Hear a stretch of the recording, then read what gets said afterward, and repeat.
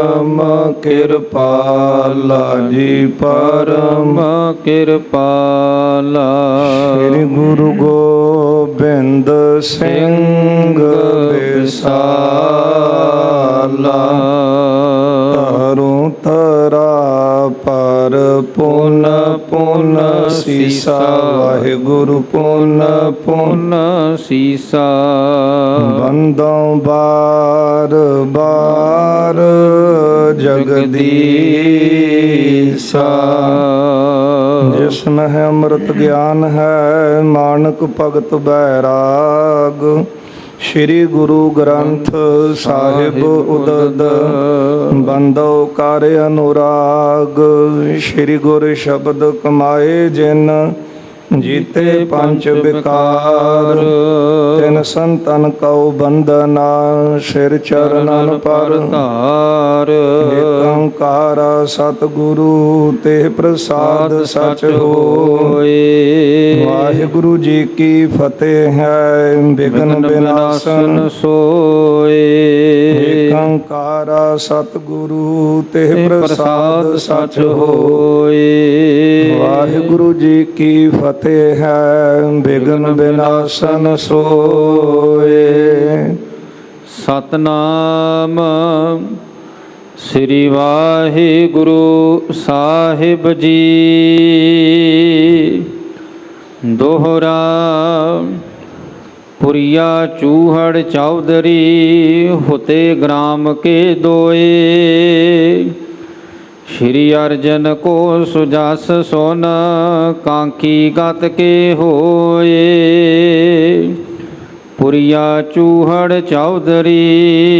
वाहिगुरु जी का खालसा वाहिगुरु जी की फतेह। जुग जुग अटल चवर छतर तख्त जी दे मालक दसां ही पातशाहियों की आत्मक जोत धन धन साहिब श्री गुरु ग्रंथ साहिब महाराज सच्चे पातशाह जी दी पावन पवित्र हजूरी अंदर गुरुद्वारा मंजी साहिब दीवान हाल सचखंड श्री हरमंदर साहिब श्री अमृतसर साहिब जी विखे दिन दे चौथे पैर दे सुंदर दीवान चल रहे हैं। सजे हुए दीवाना अंदर अति सन्मानयोग रागी ਸਿੰਘਾਂ पासों आप संगतां ने अमृतमयी इलाही गुरबाणी का कीर्तन सरवण किया है। आओ गुर संगत जी हुण समा है जो चल रही लड़ीवार गुर इतिहास की कथा आपां सरवण करते आ रहे हाँ। कल दे दीवाना विच आपां सरवण कीता सी शहीदां दे सरताज धन गुरु श्री गुरु अर्जन देव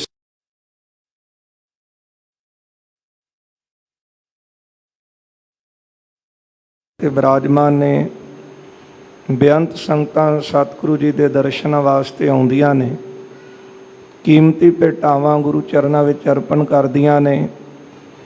गुरु उपदेश की जाचना करदियां हन। सतगुरु जी के मुखारबंद तो अमृतमयी उपदेश सुन के उन्हां बचनां नूं जीवन विच कमाउंदे हन ते अपने जीवन नूं सफला करदियां ने। कल दे दीवाना विच आपां सरवण कीता सी गुरु घर दे अनेन सेवक भाई साहब भाई कटारू जी जिहड़े काबल दे रहण वाले सी ते मुगल दे पास आप जी नौकरी करते सी तड़वाई दी ते काबल दा सूबा जिहड़ा सी भाई कटारू जी का बड़ा मान अदब ते सत्कार रखदा सी।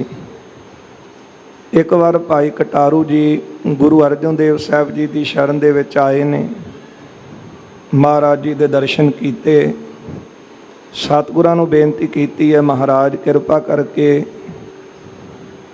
मैनूं उपदेश देवो। जिस उपदेश की कमाई करके ये जीवन नूं सफला कर सकीए। तो गुरु अर्जन देव साहब सच्चे पातशाह जी ने उपदेश बख्शिया है। महाराज कहन लगे भाई कटारू दे ताई कि कदे भी तू किसी नूं वस्तु घट तोल के नहीं देनी ਪਰਮਾਤਮਾ ਵਾਹਿਗੁਰੂ ਦੇ ਨਾਮ ਦਾ ਸਿਮਰਨ ਕਰਨਾ ਹੈ। ਦਸਵੰਧ ਗੁਰੂ ਨਿਮਿਤ ਕੱਢਣਾ ਹੈ। ਜੇ ਕੋਈ ਗਰੀਬ ਦੇਖਦਾ ਹੈ ਤੇ ਉਸ ਦੀ ਮਦਦ ਜ਼ਰੂਰ ਕਰਨੀ ਹੈ। ਇਸ ਦੇ ਨਾਲ ਘਰ ਵਿੱਚੋਂ ਸਾਰੇ ਦੁੱਖ ਅਤੇ ਕਲੇਸ਼ ਦੂਰ ਹੋਣਗੇ। ਇਹ ਗੁਰੂ ਸਾਹਿਬ ਜੀ ਦਾ ਉਪਦੇਸ਼ ਸੁਣ ਕੇ ਭਾਈ ਕਟਾਰੂ ਜੀ ਆਪਣੇ ਨਗਰ ਗਏ ਨੇ ਕਾਬਲ ਦੇ ਵਿੱਚ, ਤੇ ਸੂਬੇ ਪਾਸ ਜਿਹੜੀ ਨੌਕਰੀ ਕਰਦੇ ਸੀ ਉਹ ਇਮਾਨਦਾਰੀ ਦੇ ਨਾਲ ਆਪਣੀ ਨੌਕਰੀ ਕਰਦੇ ਨੇ, ਕਦੇ ਕਿਸੇ ਨੂੰ ਵਸਤੂ ਘੱਟ ਤੋਲ ਕੇ ਨਹੀਂ ਸੀ ਦਿੰਦੇ। ਇਸ ਲਈ ਭਾਈ ਕਟਾਰੂ ਜੀ ਦਾ ਬੜਾ ਮਾਣ ਤੇ ਸਤਿਕਾਰ ਸੀ। ਪਰ ਕਿਸੇ ਈਰਖਾਲੂ ਬੰਦੇ ਨੇ ਭਾਈ ਸਾਹਿਬ ਜੀ ਨੂੰ ਕੁਝ ਵੱਟੇ ਦਿੱਤੇ ਨੇ। ਉਹ ਵੱਟੇ ਦਾ ਤੋਲ 5 ਪੈਸੇ ਘੱਟ ਸੀ, ਤੇ ਭਾਈ ਕਟਾਰੂ ਜੀ ਨੇ ਉਹ ਵੱਟੇ ਦੇ ਨਾਲ ਜਿਹਨੂੰ ਵੀ ਵਸਤੂਆਂ ਸੌਦਾ ਤੋਲ ਕੇ ਦਿੱਤਾ ਹੈ, ਉਹ ਸੌਦਾ ਤੋਲ ਦੇ ਵਿੱਚ 5 ਪੈਸੇ ਘੱਟ ਜਾਂਦਾ ਰਿਹਾ। ਕਿਸੇ ਇੱਕ ਮਨੁੱਖ ਨੇ ਉਹ ਸੌਦਾ ਘਰੇ ਖੜ ਕੇ ਤੋਲਿਆ, ਤੋਲ ਵਿੱਚ ਉਹ ਸੌਦਾ ਘੱਟ ਸੀ। ਉਹਨੇ ਸੂਬੇ ਨੂੰ ਜਾ ਕੇ ਸ਼ਿਕਾਇਤ ਕੀਤੀ ਹੈ, ਤੇ ਜਿਹੜਾ ਕਾਬਲ ਦਾ ਸੂਬਾ ਸੀ ਉਹਨੇ ਭਾਈ ਸਾਹਿਬ ਜੀ ਨੂੰ ਆਪਣੇ ਕੋਲ ਬੁਲਾ ਲਿਆ ਬੜੇ ਗੁੱਸੇ ਵਿੱਚ, ਤੇ ਕਹਿਣ ਲੱਗਾ ਆਪਣੇ ਵੱਟੇ ਲੈ ਕੇ ਉਹਦਾ ਭਾਰ ਕਰਾਓ। ਭਾਈ ਸਾਹਿਬ ਜੀ, ਭਾਈ ਕਟਾਰੂ ਜੀ ਇਮਾਨਦਾਰ ਸਿੱਖ ਨੇ, ਗੁਰੂ ਸਾਹਿਬ ਦੇ ਬਚਨਾਂ ਦੀ ਕਮਾਈ ਕਰਕੇ ਦਸਾਂ ਨੋਹਾਂ ਦੀ ਕਿਰਤ ਕਮਾਈ ਕਰਦੇ ਨੇ, ਦਸਵੰਧ ਗੁਰੂ ਨਿਮਿਤ ਕੱਢਦੇ ਨੇ, ਸਤਨਾਮ ਦਾ ਸਿਮਰਨ ਕਰਦੇ ਹਨ। ਉਸ ਵੇਲੇ ਭਾਈ ਕਟਾਰੂ ਜੀ ਨੇ ਗੁਰੂ ਅਰਜਨ ਦੇਵ ਸਾਹਿਬ ਜੀ ਦੇ ਚਰਨਾਂ ਦਾ ਧਿਆਨ ਧਾਰਿਆ, ਤੇ ਮਨ ਹੀ ਮਨ ਗੁਰੂ ਚਰਨਾਂ ਵਿੱਚ ਅਰਦਾਸਾਂ ਕੀਤੀਆਂ ਨੇ, ਸਤਿਗੁਰੂ ਜੀ ਮੈਂ ਅਣਜਾਣ, ਮੈਨੂੰ ਨਹੀਂ ਪਤਾ ਕਿ ਇਹ ਜਿਹੜਾ ਪੱਥਰ ਤੋਲ ਵਿੱਚ ਘੱਟ ਹੈ, ਪਰ ਆਪ ਕਿਰਪਾ ਕਰਿਓ, ਮੇਰੀ ਲਾਜ ਰੱਖਿਓ, ਮੇਰੀ ਪੱਤ ਰੱਖਿਓ। ਇੱਧਰ ਗੁਰੂ ਅਰਜਨ ਦੇਵ ਸਾਹਿਬ ਸੱਚੇ ਪਾਤਸ਼ਾਹ ਜੀ ਦੀ ਸ਼ਰਨ ਵਿੱਚ ਸੰਗਤਾਂ ਆ ਰਹੀਆਂ। ਕਿਸੇ ਸਿੱਖ ਨੇ ਆ ਕੇ 5 ਪੈਸੇ ਗੁਰੂ ਚਰਨਾਂ ਵਿੱਚ ਭੇਟ ਕੀਤੇ ਨੇ, ਤੇ ਗੁਰੂ ਅਰਜਨ ਦੇਵ ਸਾਹਿਬ ਜੀ ਨੂੰ 5 ਪੈਸੇ ਆਪਣੀ ਸੱਜੀ ਤਲੀ ਤੇ ਰੱਖ ਲਏ। ਕਦੇ ਮਹਾਰਾਜ ਉਸ ਨੂੰ ਆਪਣੀ ਖੱਬੀ ਤਲੀ ਤੇ ਰੱਖਦੇ ਨੇ, ਤੇ ਕਦੇ ਆਪਣੀ ਸੱਜੀ ਤਲੀ ਤੇ। ਜਿਹੜੇ ਸਿੱਖ ਕੋਲ ਬੈਠੇ ਸੀ ਉਹਨਾਂ ਵਿੱਚੋਂ ਇੱਕ ਨੇ ਪੁੱਛਿਆ, ਹੈ ਮਹਾਰਾਜ ਇੰਨਾ ਪੈਸਾ ਹਰ ਰੋਜ਼ ਆਉਂਦਾ ਹੈ, ਭੇਟਾ ਚੜ੍ਹਦੀ ਹੈ, ਕੀਮਤੀ ਸੋਨਾ ਚਾਂਦੀ ਵੀ ਆਉਂਦਾ ਦੇਖਦੇ ਹਾਂ, ਕਦੇ ਵੀ ਉਹਨੂੰ ਤੁਸੀਂ ਇਸ ਤਰ੍ਹਾਂ ਤਲੀ ਦੇ ਉੱਤੇ ਨਹੀਂ ਰੱਖਿਆ, ਅੱਜ ਮਹਾਰਾਜ ਕਾਰਨ ਕੀ? ਸਤਿਗੁਰੂ ਕਹਿਣ ਲੱਗੇ ਕਿ ਅਸੀਂ ਆਪਣੇ ਸਿੱਖ ਦਾ ਵੱਟਿਆਂ ਦਾ ਭਾਰ ਪੂਰਾ ਕਰ ਰਹੇ ਹਾਂ। ਹੈਰਾਨ ਹੋ ਕੇ ਪੁੱਛਿਆ, ਮਹਾਰਾਜ ਉਹ ਕਿਸ ਤਰ੍ਹਾਂ? ਤੇ ਗੁਰੂ ਸਾਹਿਬ ਜੀ ਨੇ ਸਾਰੀ ਵਾਰਤਾ ਦੱਸੀ ਹੈ ਕਿ ਸਾਡਾ ਅਨੰਨ ਸੇਵਕ ਸਿੱਖ ਭਾਈ ਕਟਾਰੂ ਕਾਬਲ ਦਾ ਰਹਿਣ ਵਾਲਾ, ਅਣਜਾਣ ਪੁਣੇ ਦੇ ਵਿੱਚ ਉਸ ਦੇ ਵੱਟਿਆਂ ਦੇ ਵਿੱਚ ਤੋਲ ਘੱਟ ਹੈ 5 ਪੈਸੇ, ਤੇ ਉਹਦੇ ਪੱਥਰਾਂ ਦਾ ਤੋਲ ਹੋ ਰਿਹਾ ਹੈ। ਜਦੋਂ ਤਕੜੀ ਦੇ ਪੱਲੜਿਆਂ ਦੇ ਵਿੱਚ ਪਾ ਕੇ ਉਹਦਾ ਪੱਥਰ ਤੋਲਿਆ ਜਾਂਦਾ ਹੈ, ਤੇ ਜੇ ਇਸ ਪਾਸੇ ਰੱਖਦੇ ਨੇ ਤੇ ਅਸੀਂ ਉਹ 5 ਪੈਸੇ ਆਪਣੀ ਸੱਜੀ ਤਲੀ ਤੇ ਰੱਖਦੇ ਹਾਂ, ਤੇ ਜੇ ਦੂਸਰੇ ਪਾਸੇ ਫਿਰ ਰੱਖ ਕੇ ਤੋਲਦੇ ਨੇ ਕਿਤੇ ਭੁਲੇਖਾ ਤਾਂ ਨਹੀਂ, ਤੇ ਫਿਰ ਅਸੀਂ ਉਹ 5 ਪੈਸੇ ਆਪਣੀ ਖੱਬੀ ਤਲੀ ਤੇ ਰੱਖਦੇ ਹਾਂ। ਇਸ ਤਰ੍ਹਾਂ ਅਸੀਂ ਆਪਣੇ ਸਿੱਖ ਦੇ ਪੱਥਰਾਂ ਦਾ ਭਾਰ ਪੂਰਾ ਕਰ ਰਹੇ ਹਾਂ। ਉਹ ਸੁਣ ਕੇ ਸਿੱਖਾਂ ਨੇ ਕਿਹਾ, ਮਹਾਰਾਜ ਤੁਸੀਂ ਧੰਨ ਹੋ, ਸਰੀਰ ਕਰਕੇ ਤਾਂ ਤੁਸੀਂ ਇੱਥੇ ਹੋ, ਪਰ ਹਿਰਦੇ ਕਰਕੇ ਤੁਸੀਂ ਹਮੇਸ਼ਾ ਆਪਣੇ ਸਿੱਖਾਂ ਦੇ ਨੇੜੇ ਰਹਿੰਦੇ ਹੋ। ਗੁਰ ਮੇਰਾ ਸੰਗ ਸਦਾ ਹੈ ਨਾਲੇ। ਉਧਰ ਪੱਥਰ ਦੇ ਵਿੱਚ ਭਾਰ ਜਿਹੜਾ ਸੀ ਉਹ ਪੂਰਾ ਨਿਕਲਿਆ। ਭਾਈ ਕਟਾਰੂ ਜੀ ਦੇ ਪੱਥਰ ਪੂਰੇ ਹੋਏ ਭਾਰ ਵਿੱਚ, ਤੇ ਸੂਬਾ ਜਿਹੜਾ ਸੀ ਕਾਬਲ ਦਾ ਬੜਾ ਖੁਸ਼ ਹੋਇਆ। ਤੇ ਭਾਈ ਸਾਹਿਬ ਜੀ ਦੀ ਇਮਾਨਦਾਰੀ ਦੇ ਚਰਚੇ ਪਹਿਲਾਂ ਵੀ ਸੀ, ਤੇ ਜਿਹੜਾ ਸੂਬਾ ਸੀ ਪ੍ਰਸੰਨ ਹੋ ਕੇ ਉਹਨੇ ਭਾਈ ਸਾਹਿਬ ਨੂੰ ਖਜ਼ਾਨਚੀ ਬਣਾ ਦਿੱਤਾ। ਪਹਿਲਾਂ ਤੜਵਾਈ ਸਨ, ਵਸਤੂਆਂ ਤੋਲ ਕੇ ਦੇਣੀਆਂ, ਹੁਣ ਇਹਨਾਂ ਦੇ ਹਵਾਲੇ ਖਜ਼ਾਨਾ ਕਰ ਦਿੱਤਾ ਕਿ ਤੁਸੀਂ ਫੌਜਾਂ ਨੂੰ ਖਜ਼ਾਨੇ ਦਿਓ। ਅਹੁਦਾ ਵਧਾ ਦਿੱਤਾ, ਤੇ ਜਿਹੜਾ ਈਰਖਾਲੂ ਬੰਦਾ ਸੀ ਜਿਹਨੇ ਚੁਗਲੀ ਕੀਤੀ ਸੀ ਉਹਨੂੰ ਭਾਰੀ ਦੰਡ ਦਿੱਤਾ ਹੈ। ਸੋ ਇਸ ਤਰ੍ਹਾਂ ਗੁਰੂ ਅਰਜਨ ਦੇਵ ਸਾਹਿਬ ਸੱਚੇ ਪਾਤਸ਼ਾਹ ਆਪਣੇ ਸਿੱਖਾਂ ਦੀ ਲਾਜ ਰੱਖਦੇ ਨੇ। ਭਾਈ ਕਟਾਰੂ ਜੀ ਕੁਝ ਮਹੀਨਿਆਂ ਬਾਅਦ ਗੁਰੂ ਅਰਜਨ ਦੇਵ ਸਾਹਿਬ ਜੀ ਦੇ ਦਰਸ਼ਨ ਕਰਨ ਅੰਮ੍ਰਿਤਸਰ ਆਏ ਨੇ। ਇੱਥੇ ਆ ਕੇ ਗੁਰੂ ਚਰਨਾਂ ਵਿੱਚ ਨਮਸਕਾਰ ਕੀਤੀ ਹੈ, ਤੇ ਮਹਾਰਾਜ ਦਾ ਸ਼ੁਕਰਾਨਾ ਕੀਤਾ। ਸਾਰੀ ਵਾਰਤਾ ਇੱਥੋਂ ਦੀਆਂ ਸਿੱਖ ਸੰਗਤਾਂ ਨੂੰ ਆਪ ਸੁਣਾਈ ਹੈ, ਤੇ ਇੱਧਰਲੇ ਜਿਹੜੇ ਸਿੱਖ ਸਨ ਉਹਨਾਂ ਨੇ ਵੀ ਭਾਈ ਸਾਹਿਬ ਨੂੰ ਦੱਸਿਆ ਕਿ ਭਾਈ ਸਾਹਿਬ ਤੁਹਾਡੇ ਵੱਟੇ ਗੁਰੂ ਸਾਹਿਬ ਨੇ ਇਸ ਤਰ੍ਹਾਂ ਪੂਰੇ ਕੀਤੇ ਨੇ। ਆਪਣੀ ਤਲੀ ਦੇ ਉੱਤੇ 5 ਪੈਸੇ ਰੱਖ ਕੇ ਭਾਈ ਕਟਾਰੂ ਜੀ ਨੇ ਵੀ ਗੁਰੂ ਚਰਨਾਂ ਵਿੱਚ ਸਿਰ ਰੱਖਿਆ। ਸਾਰੀ ਸੰਗਤਾਂ ਕਹਿੰਦੀਆਂ ਸਤਿਗੁਰੂ ਤੁਸੀਂ ਧੰਨ ਹੋ। ਇਹ ਮਹਾਰਾਜ ਜੀ ਦਾ ਜਸ ਦੇਸ਼ਾਂ ਵਿਦੇਸ਼ਾਂ ਵਿੱਚ ਫੈਲਿਆ ਹੈ। ਹਜ਼ਾਰਾਂ ਦੀ ਗਿਣਤੀ ਵਿੱਚ ਗੁਰੂ ਕੇ ਸਿੱਖ ਬਣਦੇ ਹਨ ਕਿ ਗੁਰੂ ਸਾਹਿਬ ਜੀ ਆਪਣੇ ਸਿੱਖਾਂ ਦੀ ਲੋਕ ਵਿੱਚ ਵੀ ਤੇ ਪਰਲੋਕ ਵਿੱਚ ਵੀ ਪੱਤ ਰੱਖਦੇ ਨੇ। ਇਹ ਕਥਾ ਆਪਾਂ ਕੱਲ੍ਹ ਦੇ ਦੀਵਾਨਾਂ 'ਚ ਸਰਵਣ ਕੀਤੀ ਸੀ। ਆਓ ਗੁਰ ਸੰਗਤ ਜੀ, ਜਿਸ ਤਰ੍ਹਾਂ ਅੱਗੇ ਲੜੀਵਾਰ ਕਥਾ ਆ ਰਹੀ ਹੈ, ਮਨ ਬਿਰਤੀਆਂ ਗੁਰੂ ਚਰਨਾਂ ਵਿੱਚ ਜੋੜ ਕੇ ਸਤਿਗੁਰੂ ਸਾਹਿਬ ਜੀ ਦੇ ਅੰਮ੍ਰਿਤਮਈ ਜੀਵਨ ਕੌਤਕਾਂ ਦੀ ਜੋ ਕਥਾ ਹੈ, ਇਸ ਅੰਮ੍ਰਿਤ ਨੂੰ ਕੰਨਾਂ ਨੂੰ ਡੋਨੇ ਬਣਾ ਕੇ ਪੀਣ ਦਾ ਯਤਨ ਕਰੀਏ। ਸਾਰੀ ਹੀ ਸੰਗਤ ਦਿਓ ਅਸੀਸ, ਰਸਨਾ ਕਰੋ ਪਵਿੱਤਰ, ਪਿਆਰ ਸਤਿਕਾਰ ਸਹਿਤ ਲਵਾਓ ਹਾਜ਼ਰੀਆਂ। ਉਚਾਰਨ ਕਰੋ ਜੀ ਸਤਨਾਮ ਸ਼੍ਰੀ ਵਾਹਿਗੁਰੂ ਸਾਹਿਬ ਜੀ। ਸਤਨਾਮ ਸ਼੍ਰੀ ਵਾਹਿਗੁਰੂ ਸਾਹਿਬ ਜੀ। ਦੋਹਰਾ ਪੁਰੀਆ ਚੂਹੜ ਚੌਧਰੀ, ਫਤਿਹ ਗ੍ਰਾਮ ਕੇ ਦੋਏ। ਧੰਨ ਗੁਰੂ ਅਰਜਨ ਦੇਵ ਸਾਹਿਬ ਮਹਾਰਾਜ ਜੀ ਦੇ ਸਮੇਂ ਦੇ ਵੇਲੇ ਸਿੱਖ ਹਨ ਭਾਈ ਚੂਹੜ ਜੀ ਤੇ ਭਾਈ ਪੁਰੀਆ ਜੀ। ਇੱਕੋ ਨਗਰ ਦੇ ਦੋਵੇਂ ਚੌਧਰੀ ਸਨ ਤੇ ਬੜਾ ਪ੍ਰੇਮ ਗੁਰੂ ਘਰ ਦੇ ਨਾਲ ਰੱਖਦੇ ਸਨ। ਸ਼੍ਰੀ ਅਰਜਨ ਕੋ ਸੁਜਾਸ ਸੋਨ, ਕਾਂਕੀ ਗਤ ਕੇ ਹੋਏ। ਜਿਹੜੀਆਂ ਸਿੱਖ ਸੰਗਤਾਂ ਗੁਰੂ ਸਾਹਿਬ ਜੀ ਦੇ ਦਰਸ਼ਨ ਕਰਕੇ ਜਾਂਦੀਆਂ, ਉਹਨਾਂ ਪਾਸੋਂ ਭਾਈ ਚੂਹੜ ਤੇ ਭਾਈ ਪੁਰੀਆ ਜੀ, ਇਹ ਨਗਰ ਦੇ ਦੋਵੇਂ ਚੌਧਰੀ ਨੇ ਤੇ ਇਹਨਾਂ ਨੇ ਸੰਗਤਾਂ ਪਾਸੋਂ ਗੁਰੂ ਅਰਜਨ ਦੇਵ ਸਾਹਿਬ ਜੀ ਦਾ ਜਸ ਸੁਣਿਆ ਹੈ ਕਿ ਗੁਰੂ ਸਾਹਿਬ ਜੀ ਇਸ ਤਰ੍ਹਾਂ ਆਪਣੇ ਸਿੱਖਾਂ ਦੀ ਪੱਤ ਰੱਖਦੇ ਨੇ, ਲਾਜ ਰੱਖਦੇ ਨੇ, ਲੋਕ ਵਿੱਚ ਵੀ ਤੇ ਪਰਲੋਕ ਦੇ ਵਿੱਚ ਵੀ। ਸੋ ਉਸ ਵੇਲੇ ਇਹ ਗੁਰੂ ਸਾਹਿਬ ਜੀ ਦੇ ਦਰਸ਼ਨਾਂ ਦੇ ਚਾਹਵਾਨ ਹੋਏ ਨੇ ਕਿ ਸਾਨੂੰ ਵੀ ਸਮਾਂ ਮਿਲੇ ਤੇ ਅਸੀਂ ਵੀ ਗੁਰੂ ਅਰਜਨ ਦੇਵ ਸਾਹਿਬ ਜੀ ਦੇ ਜਾ ਕੇ ਦਰਸ਼ਨ ਕਰੀਏ। ਇਹ ਇੱਛਾ ਇਹਨਾਂ ਨੇ ਆਪਣੇ ਮਨ ਵਿੱਚ ਰੱਖੀ ਹੈ। ਚਾਉ ਪਈ ਸ਼ਰਧਾ ਧਰ ਆਏ ਗੁਰਦੁਆਰੇ। ਜਦੋਂ ਸਿੱਖਾਂ ਪਾਸੋਂ ਪੂਰੇ ਗੁਰੂ ਦਾ ਜਸ ਸੁਣਿਆ ਤੇ ਭਾਈ ਚੂਹੜ ਤੇ ਭਾਈ ਪੁਰੀਆ ਜੀ, ਇਹਨਾਂ ਨੇ ਮਨ ਵਿੱਚ ਸ਼ਰਧਾ ਰੱਖੀ ਹੈ ਤੇ ਚੱਲ ਕੇ ਗੁਰੂ ਦੇ ਦੁਆਰ ਆਏ। ਕਿਉਂਕਿ ਇੱਥੇ ਆ ਕੇ ਗੁਰੂ ਦਾ ਉਪਦੇਸ਼ ਉਹ ਕਮਾਉਂਦਾ ਹੈ, ਉਹ ਉਪਦੇਸ਼ ਨੂੰ ਸੁਣਦਾ ਹੈ। ਜਿਹੜਾ ਸ਼ਰਧਾ ਰੱਖ ਕੇ ਗੁਰੂ ਚਰਨਾਂ ਵਿੱਚ ਆਵੇ ਤੇ ਉਹਦੇ ਮਨ ਵਿੱਚ ਸ਼ਰਧਾ ਹੁੰਦੀ ਹੈ ਕਿ ਮੈਂ ਸਭ ਤੋਂ ਵੱਡੇ ਸਤਿਗੁਰੂ ਦੇ ਦਰ ਤੇ ਜਾ ਰਿਹਾ ਤੇ ਉੱਥੇ ਜਾ ਕੇ ਗੁਰੂ ਸਾਹਿਬ ਦਾ ਉਪਦੇਸ਼ ਜੋ ਮੈਨੂੰ ਬਖਸ਼ਣਗੇ ਮੈਂ ਉਹ ਉਪਦੇਸ਼ ਦੀ ਕਮਾਈ ਕਰਾਂਗਾ। ਇਸ ਤਰ੍ਹਾਂ ਭਾਈ ਚੂਹੜ ਤੇ ਭਾਈ ਪੁਰੀਆ ਜੀ, ਇਹ ਦੋਵੇਂ ਇੱਕ ਨਗਰ ਦੇ ਚੌਧਰੀ ਸੀ, ਆਪਸ ਵਿੱਚ ਮਿੱਤਰ ਸਨ। ਚੱਲ ਕੇ ਗੁਰੂ ਅਰਜਨ ਦੇਵ ਸਾਹਿਬ ਜੀ ਦੇ ਦਰਸ਼ਨ ਕਰਨ ਵਾਸਤੇ ਬੜੀ ਸ਼ਰਧਾ, ਬੜੇ ਪ੍ਰੇਮ ਦੇ ਨਾਲ ਆਏ ਹਨ। ਘਰ ਜੋਰੇ ਸ਼ੁਭ ਦਰਸ਼ਨ ਨਿਹਾਰੇ। ਇਹਨਾਂ ਨੇ ਆ ਕੇ ਗੁਰੂ ਅਰਜਨ ਦੇਵ ਸਾਹਿਬ ਜੀ ਦੇ ਸੁੰਦਰ ਦੀਦਾਰ ਕੀਤੇ ਨੇ। ਦੋਵੇਂ ਹੱਥ ਜੋੜ ਕੇ ਮਹਾਰਾਜ ਨੂੰ ਨਮਸਕਾਰ ਕੀਤੀ ਹੈ।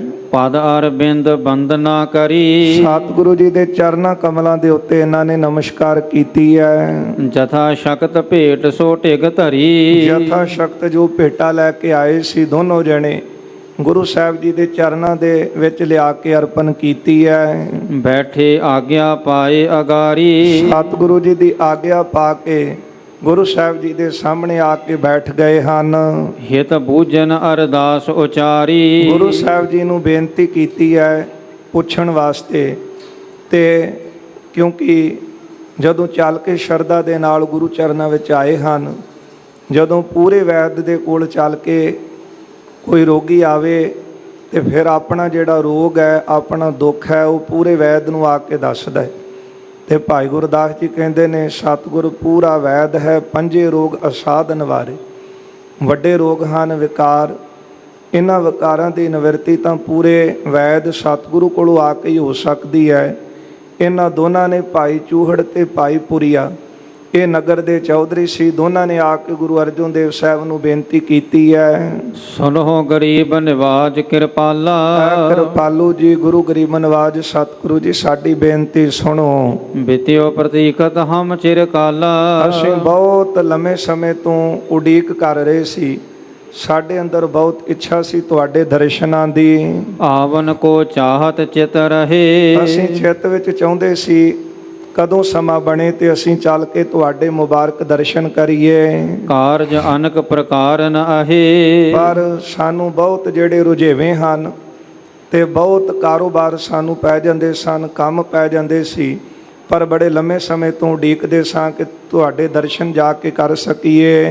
ਹਮ ਪਰ ਅਬ ਕਰੁਣਾ ਤੁਮ ਹੋਈ। ਮਹਾਰਾਜ ਸਾਡੇ ਉੱਤੇ ਤੁਹਾਡੀ ਹੁਣ ਕਿਰਪਾ ਹੋਈ ਹੈ। ਸ਼ਰਨ ਪਰੇ ਸ਼ਰਧਾ ਧਰ ਦੋਈ। ਅਸੀਂ ਦੋਵੇਂ ਸ਼ਰਧਾ ਦੇ ਨਾਲ, ਪ੍ਰੇਮ ਦੇ ਨਾਲ ਤੁਹਾਡੀ ਸ਼ਰਨ ਵਿੱਚ ਚੱਲ ਕੇ ਆਏ ਹਾਂ, ਕਿਉਂਕਿ ਗੁਰੂ ਚਰਨਾਂ ਵਿੱਚ ਆਉਣ ਦਾ ਸੁਭਾਗ ਭਾਗਾਂ ਵਾਲਿਆਂ ਨੂੰ ਨਸੀਬ ਹੁੰਦਾ ਹੈ। ਜਿਨ੍ਹਾਂ ਉੱਤੇ ਪੂਰੇ ਗੁਰੂ ਦੀ ਕਿਰਪਾ ਹੋਏ ਉਹਨਾਂ ਨੂੰ ਸੰਗਤ ਵਿੱਚ ਆਉਣ ਦਾ ਸੁਭਾਗ ਪ੍ਰਾਪਤ ਹੁੰਦਾ ਹੈ। ਸਤਿਗੁਰਾਂ ਦੇ ਬਚਨ ਬਾਣੀ ਦੇ ਅੰਦਰ ਪੜ੍ਹਦੇ ਹਾਂ, ਵੱਡ ਭਾਗੀ ਹਰ ਸੰਗਤ ਪਾਵੈ, ਭਾਗਹੀਣ ਭ੍ਰਮ ਚੋਟਾਂ ਖਾਵੈ, ਬਿਨ ਭਾਗਾਂ ਸਤ ਸੰਗ ਨਾ ਲੱਭੈ, ਬਿਨ ਸੰਗਤ ਮੈਲ ਭਰੀਜੈ ਜੀ। ਭਾਗਾਂ ਵਾਲਿਆਂ ਨੂੰ ਸਤ ਸੰਗਤ ਦੀ ਪ੍ਰਾਪਤੀ ਹੁੰਦੀ ਹੈ। ਇਹਨਾਂ ਦੋਨਾਂ ਨੇ ਭਾਈ ਚੂਹੜ ਤੇ ਭਾਈ ਪੁਰੀਆ ਜੀ ਨੇ ਕਿਹਾ, ਸਤਿਗੁਰੂ ਬੜੇ ਸਮੇਂ ਤੋਂ ਉਡੀਕਦੇ ਸਾਂ ਕਿ ਕਦੋਂ ਤੁਹਾਡੇ ਦਰਸ਼ਨ ਹੋਣ, ਪਰ ਹੁਣ ਤੁਸੀਂ ਕਿਰਪਾ ਕੀਤੀ ਹੈ, ਅਸੀਂ ਤੁਹਾਡੇ ਦਰਸ਼ਨਾਂ ਲਈ ਆਏ ਹਾਂ। ਗ੍ਰਾਮ ਚੌਧਰਤਾ ਕਾਰ ਜੋ ਪਾਵੈ। ਮਹਾਰਾਜ ਸਾਡਾ ਕੰਮ ਹੈ, ਅਸੀਂ ਨਗਰ ਦੇ ਚੌਧਰੀ ਹਾਂ ਤੇ ਇਹ ਸਾਡਾ ਕੰਮ ਹੈ, ਇਹ ਸਾਡਾ ਵਿਵਹਾਰ ਹੈ। ਤਿਨ ਮੈਂ ਹਮ ਬਹੁ ਝੂਠ ਕਮਾਵੈ। ਪਰ ਸਤਿਗੁਰੂ ਸਾਡੀ ਬੇਨਤੀ ਸੁਣੋ, ਅਸੀਂ ਹਰ ਰੋਜ਼ ਬਹੁਤ ਝੂਠ ਬੋਲਦੇ ਹਾਂ। ਇਹ ਗੱਲ ਕਹਿਣ ਲਈ ਵੀ ਬਹੁਤ ਵੱਡਾ ਜਿਗਰਾ ਚਾਹੀਦਾ ਹੈ। ਪਤਾ ਤੇ ਹੈ ਬਹੁਤਾਤ ਦੁਨਿਆਵੀ ਜਿਹੜੇ ਧੰਦੇ ਹਨ ਉਹਨਾਂ ਦੇ ਵਿੱਚ ਬੰਦਾ ਝੂਠ ਦਾ ਸਹਾਰਾ ਲੈਂਦਾ ਹੈ।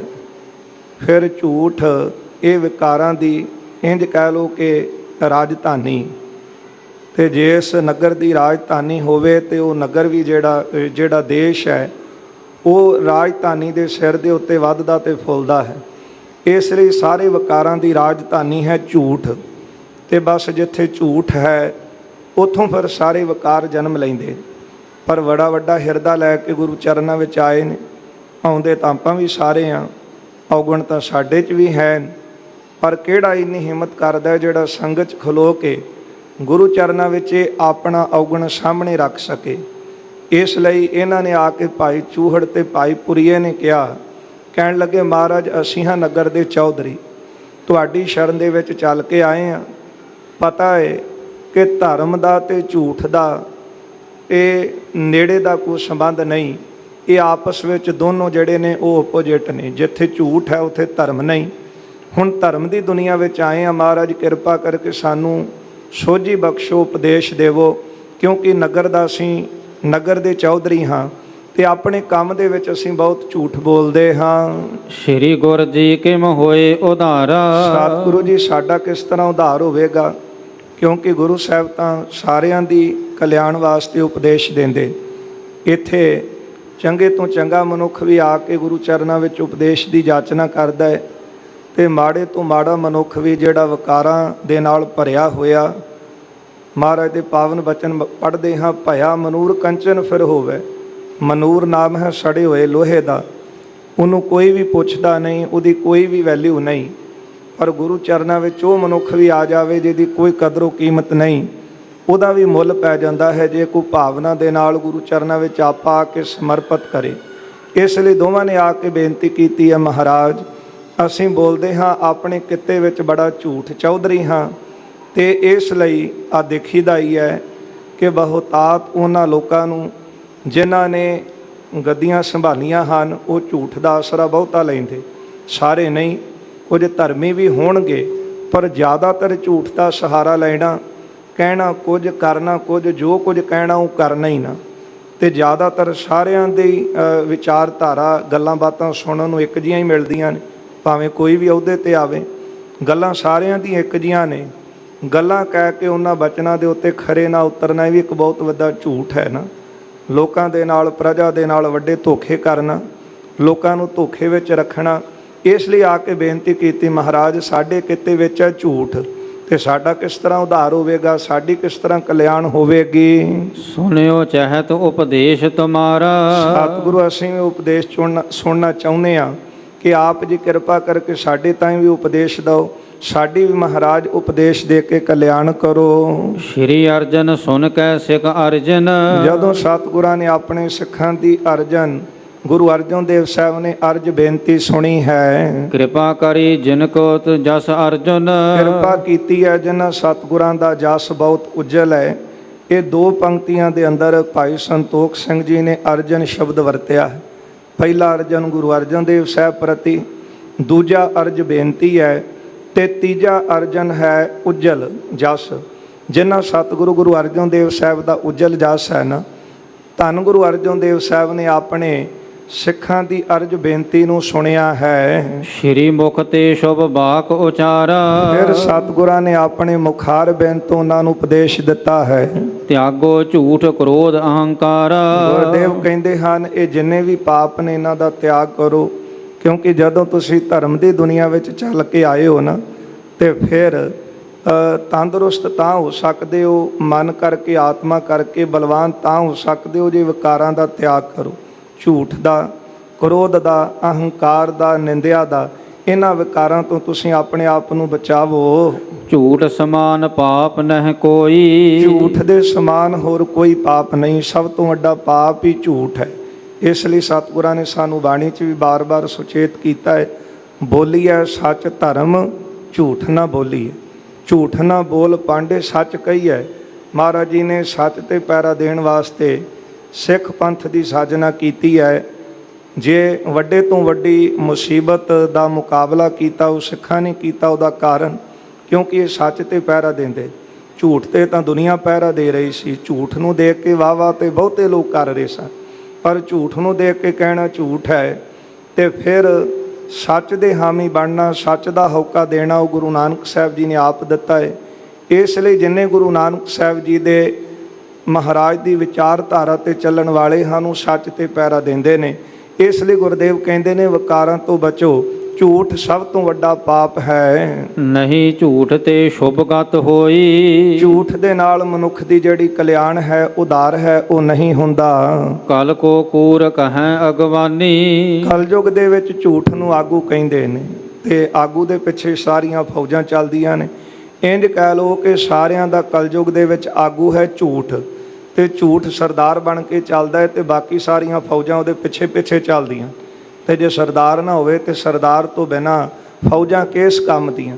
ਇੰਝ ਕਹਿ ਲਓ ਕਿ ਕਲਯੁਗ ਦੇ ਵਿੱਚ ਸਭ ਦਾ ਆਗੂ, ਪਾਪਾਂ ਦਾ ਆਗੂ, ਅਵਗੁਣਾਂ ਦਾ, ਵਿਕਾਰਾਂ ਦਾ ਆਗੂ ਹੈ ਝੂਠ।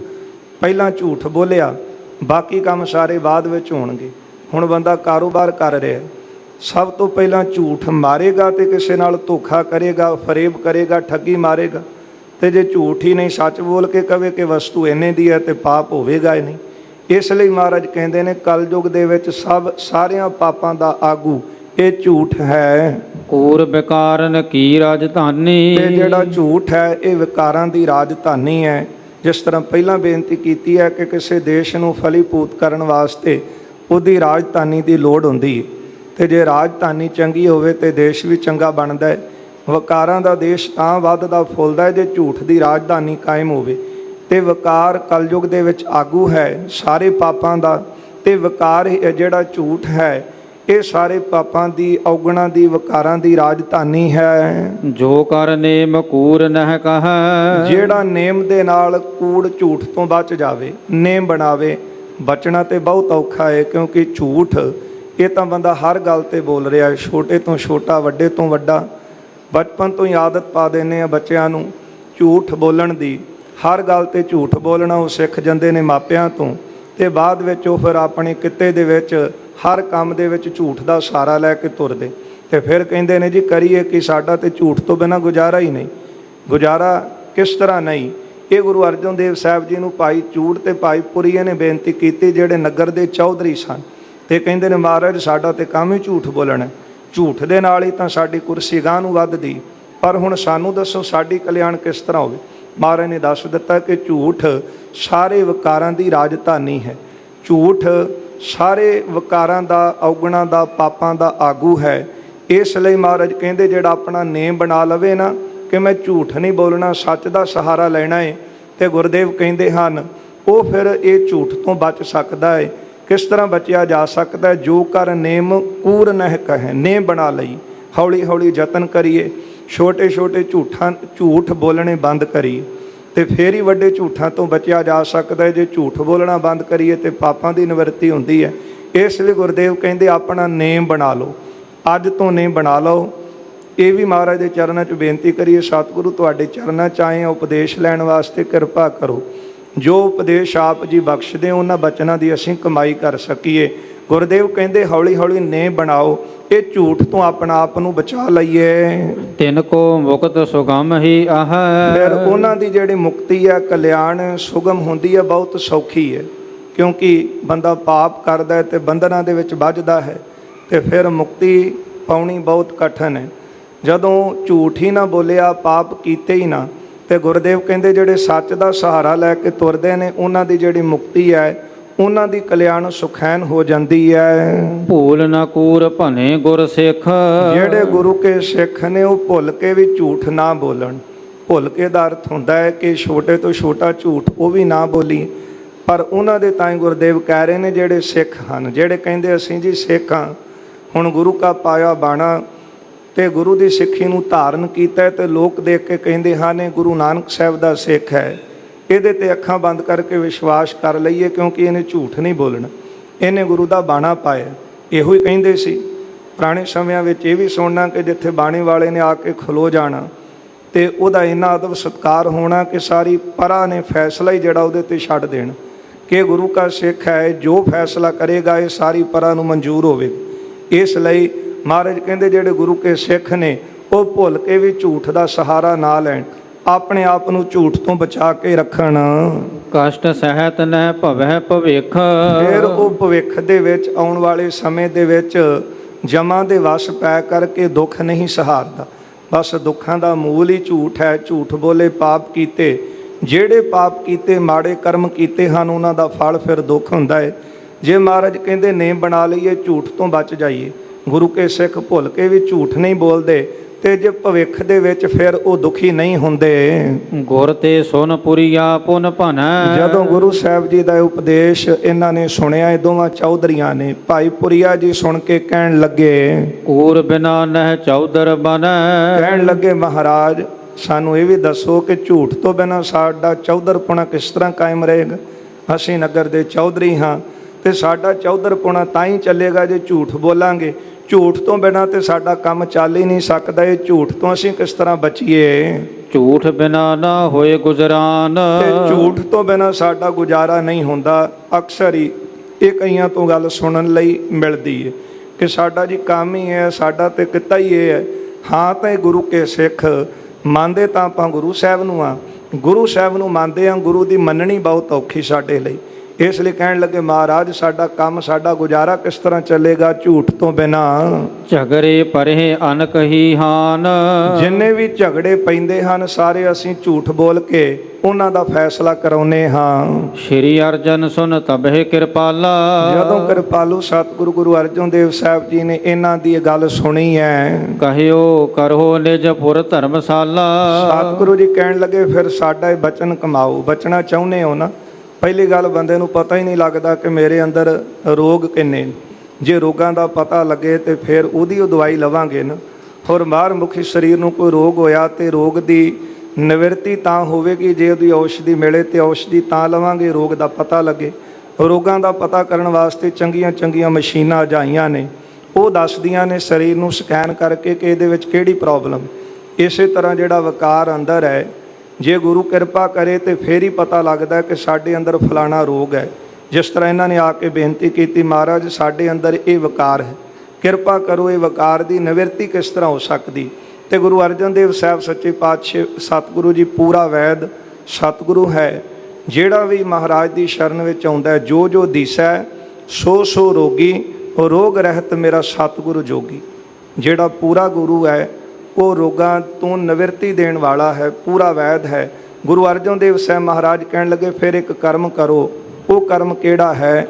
ਮਹਾਰਾਜ ਕਹਿੰਦੇ ਹਨ ਉਹ ਕਰਮ ਕਰੋ ਕਹਿਓ ਕਰਹੂੰ ਨਿਜ ਪੁਰ ਧਰਮਸ਼ਾਲਾ। ਆਪਣੀ ਨਗਰੀ ਦੇ ਵਿੱਚ ਇੱਕ ਧਰਮਸ਼ਾਲਾ ਕਾਇਮ ਕਰੋ। ਕਥਾ ਕੀਰਤਨ ਰੀਤ ਚਲਾਓ।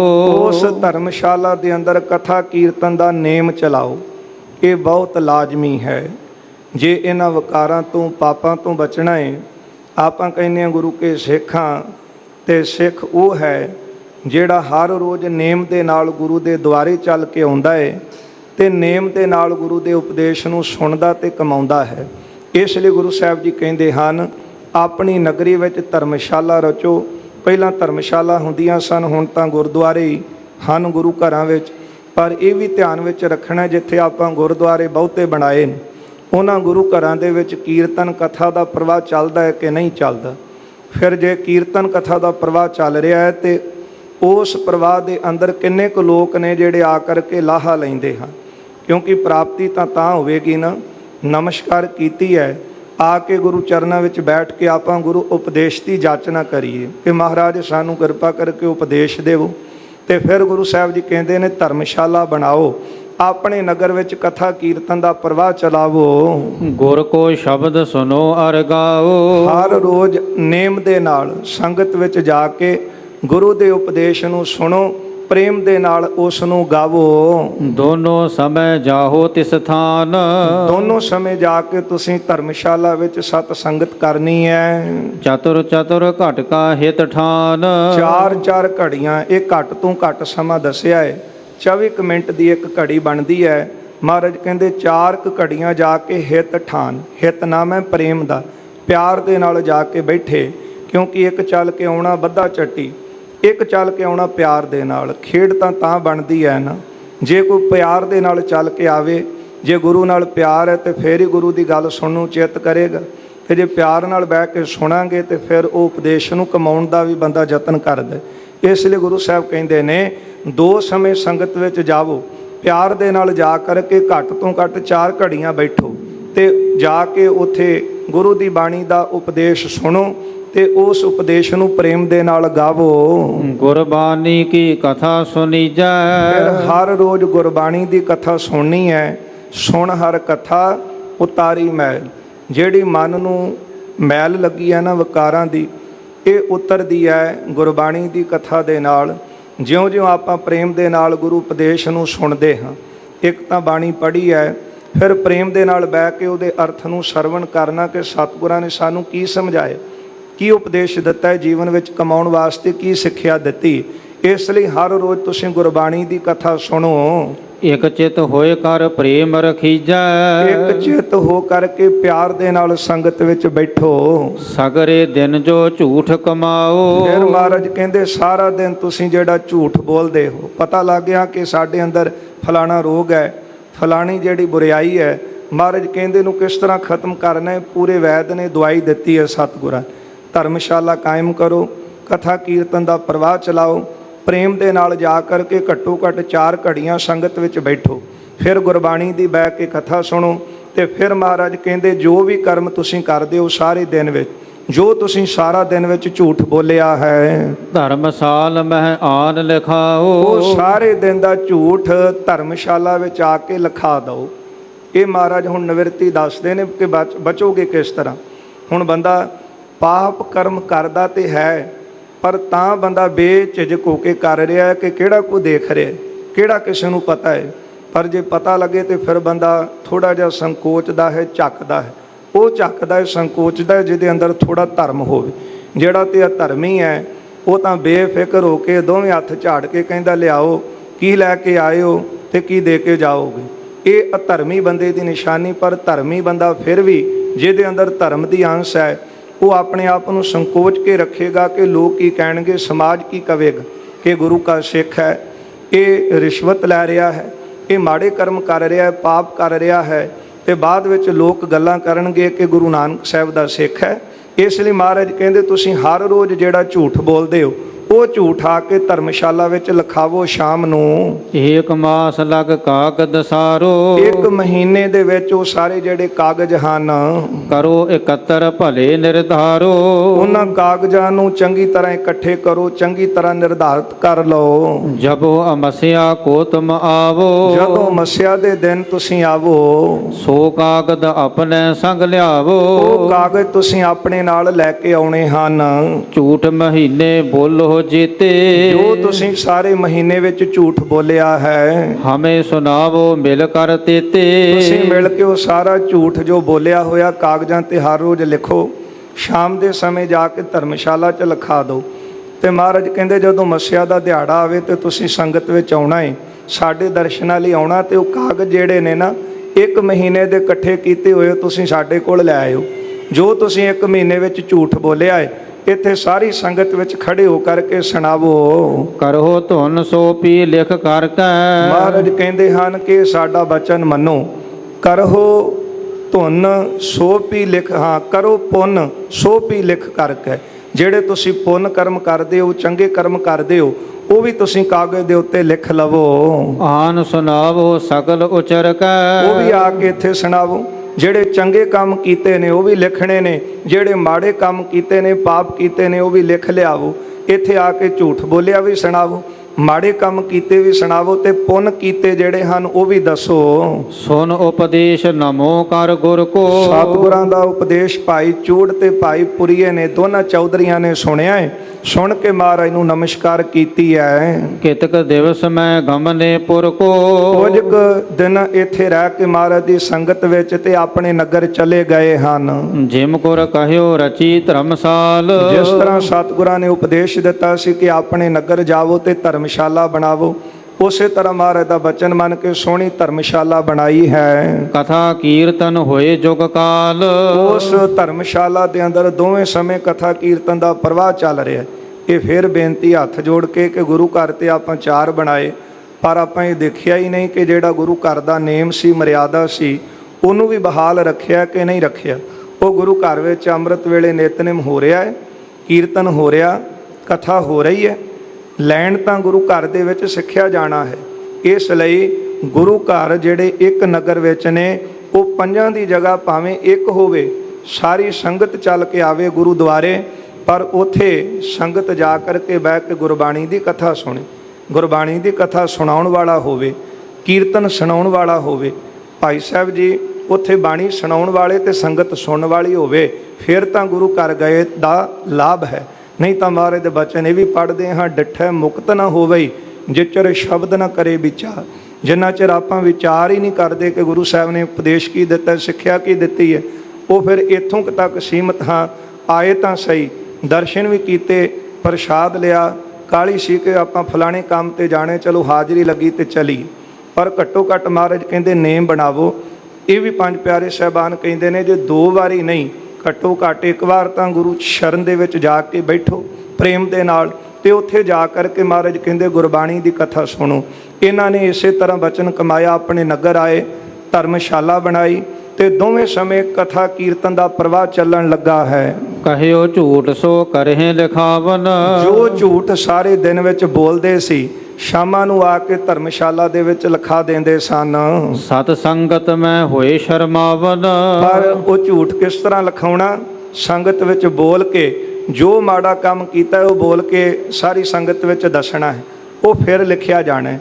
ਤੇ ਜੇ ਬੰਦਾ ਕਵੇ ਕਿ ਇੱਥੇ ਮੈਂ ਲੁਕਾ ਲਵਾਂਗਾ, ਮਹਾਰਾਜ ਦੇ ਬਚਨ ਬਾਣੀ ਦੇ ਅੰਦਰ ਪੜ੍ਹਦੇ ਹਾਂ ਕਿ ਜੇਤੇ ਪਾਪ ਕੀਏ ਰਾਖੈ ਤਲੈ ਦੁਰਾਏ, ਪ੍ਰਗਟ ਪਏ ਨਿਧਾਨ ਸਭ ਜਬ ਪੁੱਛੈ ਧਰਮ ਰਾਏ। ਇੱਥੇ ਤਾਂ ਬੰਦਾ ਪਾਪ ਕਰਦਾ ਤੇ ਲੁਕਾ ਕੇ ਰੱਖ ਲੈਂਦਾ, ਫਲਾਣੇ ਨੂੰ ਪਤਾ ਨਾ ਲੱਗੇ। ਪਰ ਭਗਤ ਸਾਹਿਬ ਜੀ ਕਹਿੰਦੇ ਨੇ ਕਿ ਜਦੋਂ ਧਰਮਰਾਜ ਜੀ ਦੀ ਕਚਹਿਰੀ ਵਿੱਚ ਜਾਂਦਾ ਹੈ ਨਾ, ਉੱਥੇ ਦੇ ਸਾਰੇ ਕੀਤੇ ਹੋ ਗੁਨਾਹ ਜਿਹੜੇ ਨੇ ਨਾ, ਉਹ ਕੱਲਾ ਕੱਲਾ ਗੁਨਾਹ ਦੇ ਸਾਹਮਣੇ ਰੱਖ ਕੇ ਪੁੱਛਿਆ ਜਾਂਦਾ ਕਿ ਤੂੰ ਹੀ ਹੈ ਨਾ। ਆ ਜਿਸ ਤਰ੍ਹਾਂ ਕਿਸੇ ਦੀ ਮੂਵੀ ਬਣੇ, ਕੋਈ ਚੋਰੀ ਕਰਦਾ ਹੋਵੇ, ਪਹਿਲਾਂ ਤਾਂ ਮੁੱਕਰੇਗਾ, ਪਰ ਸਾਹਮਣੇ ਰੱਖ ਕੇ ਦੱਸੀ ਜਾਂਦੀ ਹੈ, ਮਨਾਇਆ ਜਾਂਦਾ ਕਿ ਆਹ ਦੇਖ ਤੂੰ ਹੈ, ਫਿਰ ਉੱਥੇ ਕੋਈ ਗੱਲ ਨਹੀਂ ਹੁੰਦੀ, ਸ਼ਰਮਿੰਦਾ ਹੋਣਾ ਪੈਂਦਾ। ਇਸ ਤਰ੍ਹਾਂ ਸਾਰੇ ਪਾਪ ਕੀਤੇ, ਸਾਰੇ ਦਿਨ ਦੇ ਝੂਠ ਬੋਲੇ, ਇਹਨਾਂ ਨੇ ਜਾ ਕੇ ਧਰਮਸ਼ਾਲਾ ਵਿੱਚ ਬੋਲ ਕੇ ਲਿਖਾ ਦਿੱਤੇ। ਜਦੋਂ ਬੋਲ ਕੇ ਲਿਖਾਏ ਤੇ ਸੰਗਤ ਜਿਹੜੀ ਸੀ ਉਹ ਆਪਣੇ ਨਗਰ ਦੀ ਸੀ, ਸਾਰੇ ਨਗਰ ਵਿੱਚ ਆਪਣਾ ਝੂਠ ਬੋਲਿਆ, ਸਾਰੇ ਦਿਨ ਦਾ ਬੋਲ ਤਾਂ ਦਿੱਤਾ, ਬੋਲ ਕੇ ਬੜੇ ਸ਼ਰਮਿੰਦੇ ਹੋਏ। ਪੁਨ ਜਬ ਕੂਰ ਬੋਲ ਬੇ ਲਗੈ ਫਿਰ ਜਦੋਂ ਝੂਠ ਬੋਲਣ ਲੱਗੇ, ਅਗਲਾ ਦਿਨ ਅਗਲਾ ਚੜਿਆ, ਅਗਲੇ ਦਿਨ ਜਦੋਂ ਝੂਠ ਬੋਲਣ ਲੱਗੇ ਜਾਂ ਕੋਈ ਮਾੜਾ ਕੰਮ ਕਰਨ ਲੱਗੇ, ਹਿਰਦੈ ਵਿਚਾਰੈ ਕਿਆ ਕਹਿ ਅਗੈ। ਹੁਣ ਆਪਣੇ ਹਿਰਦੇ 'ਚ ਵਿਚਾਰ ਕਰਦੇ ਨੇ ਕਿ ਆਪਾਂ ਕਹਿਣ ਕੀ ਲੱਗੇ। ਪਹਿਲਾਂ ਤੇ ਭੁਲਾ ਹੀ ਦਿੱਤਾ ਸੀ ਸਾਰਾ ਕੁਝ, ਕਰਦੇ ਕੀ ਪਏ ਆ, ਕੋਈ ਮਾੜਾ ਵੀ ਸਾਡੇ ਤੋਂ ਹੋ ਰਿਹਾ, ਪਰ ਉਦੋਂ ਬੰਦਾ ਭੁਲਾ ਕੇ ਬੈਠਦਾ ਜਦੋਂ ਇਹ ਜਾਣਦਾ ਕਿ ਮੈਨੂੰ ਕਿਹੜਾ ਕਿਸੇ ਨੇ ਦੇਖਿਆ। ਪਰ ਪਤਾ ਸੀ ਕਿ ਸ਼ਾਮ ਨੂੰ ਹੁਣ ਬੋਲ ਕੇ ਸੁਣਾਉਣਾ ਪੈਣਾ ਸੰਗਤ ਦੇ ਵਿੱਚ। ਪਹਿਲੇ ਦਿਨ ਤਾਂ ਬੋਲਿਆ ਸ਼ਰਮਿੰਦੇ ਹੋਏ, ਦੂਜੇ ਦਿਨ ਜਦੋਂ ਝੂਠ ਬੋਲਣ ਲੱਗੇ ਤੇ ਸੋਚਣ ਲੱਗੇ ਕਿ ਅਸੀਂ ਕੀ ਕਰ ਰਹੇ ਹਾਂ। ਕਬ ਹਟ ਜਾਏ ਕਬੇ ਕਹਿ ਕੂਰ, ਕਦੇ ਹਟ ਜਾਂਦੇ ਸੀ ਤੇ ਕਦੇ ਜਿਹੜਾ ਝੂਠ ਸੀ ਉਹ ਬਦੋ ਬਦੀ ਬੋਲਿਆ ਹੀ ਜਾਂਦਾ ਸੀ, ਕੰਮ ਹੀ ਇਦਾਂ ਦਾ ਸੀ। ਪਰ ਹੁਣ ਹੌਲੀ ਹੌਲੀ ਸੰਕੋਚ ਕਰਨ ਲੱਗੇ। ਪਹਿਲਾਂ ਤਾਂ ਬੇਝਿਜਕ ਹੋ ਕੇ ਬੋਲਦੇ ਸਨ, ਪਰ ਹੁਣ ਕਦੇ ਕਦੇ ਹਟ ਜਾਂਦੇ ਸਨ, ਕਦੇ ਕਦੇ ਉਹ ਝੂਠ ਬੋਲ ਦਿੰਦੇ ਸੀ। ਪੁਨ ਚਲ ਆਵੈ ਗੁਰੂ ਹਜੂਰ, ਫਿਰ ਜਦੋਂ ਚੱਲ ਕੇ ਗੁਰੂ ਸਾਹਿਬ ਦੀ ਹਜ਼ੂਰੀ ਵਿੱਚ ਆਉਂਦੇ ਸਨ, ਲਗੇ ਸੁਨਾਵਨ ਲੱਜਤ ਹੋਏ। ਜਦੋਂ ਗੁਰੂ ਸਾਹਿਬ ਦੀ ਹਜ਼ੂਰੀ ਚ ਆਏ, ਕਿਉਂਕਿ ਮਹਾਰਾਜ ਨੇ ਕਿਹਾ ਸੀ ਹਰ ਰੋਜ਼ ਸੰਗਤ ਵਿੱਚ ਸੁਣਾਉਣਾ, ਤੇ ਫਿਰ ਜਦੋਂ ਮਹੀਨੇ ਬਾਅਦ ਇੱਥੇ ਆਓਗੇ ਨਾ ਅੰਮ੍ਰਿਤਸਰ, ਤੇ ਆਪਣੇ ਸਾਰੇ ਕਾਗਜ਼ ਇਕੱਠੇ ਕਰਕੇ ਇੱਥੇ ਲੈ ਆਇਓ। ਇਸੇ ਤਰ੍ਹਾਂ ਹੀ ਕੀਤਾ। ਜਦੋਂ ਆ ਕਰਕੇ ਇੱਥੋਂ ਦੀ ਸੰਗਤ ਨੂੰ ਸੁਣਾਉਣ ਲੱਗੇ ਹਨ ਆਪਣੇ ਕੀਤੇ ਹੋ ਕਰਮਾਂ ਨੂੰ, ਤੇ ਲੱਗਿਆ ਸੁਨਾਵਨ ਲੱਜਤ ਹੋਏ। ਲੱਜਤ ਨਾਮ ਸ਼ਰਮਿੰਦੇ ਦਾ, ਬਹੁਤ ਸ਼ਰਮਿੰਦੇ ਹੋਏ ਹਨ। ਤਉ ਹੁਕਮ ਬਸ ਗੁਰ ਕੇ ਦੋਏ, ਪਰ ਫਿਰ ਵੀ ਗੁਰੂ ਦੇ ਹੁਕਮ ਦੇ ਵਸ ਦੇ ਵਿੱਚ ਸਨ, ਕਿਉਂਕਿ ਜਿਹੜਾ ਪਿਆਰ ਵਾਲਾ ਗੁਰੂ ਕਾ ਸਿੱਖ ਹੈ ਉਹ ਗੁਰੂ ਦੇ ਹੁਕਮ ਦੇ ਵਿੱਚ ਚੱਲਦਾ ਹੈ, ਬਚਨ ਨੂੰ ਕਮਾਉਂਦਾ ਹੈ, ਇਸੇ ਵਿੱਚ ਹੀ ਆਪਣੀ ਭਲਾਈ ਜਾਣਦਾ ਹੈ।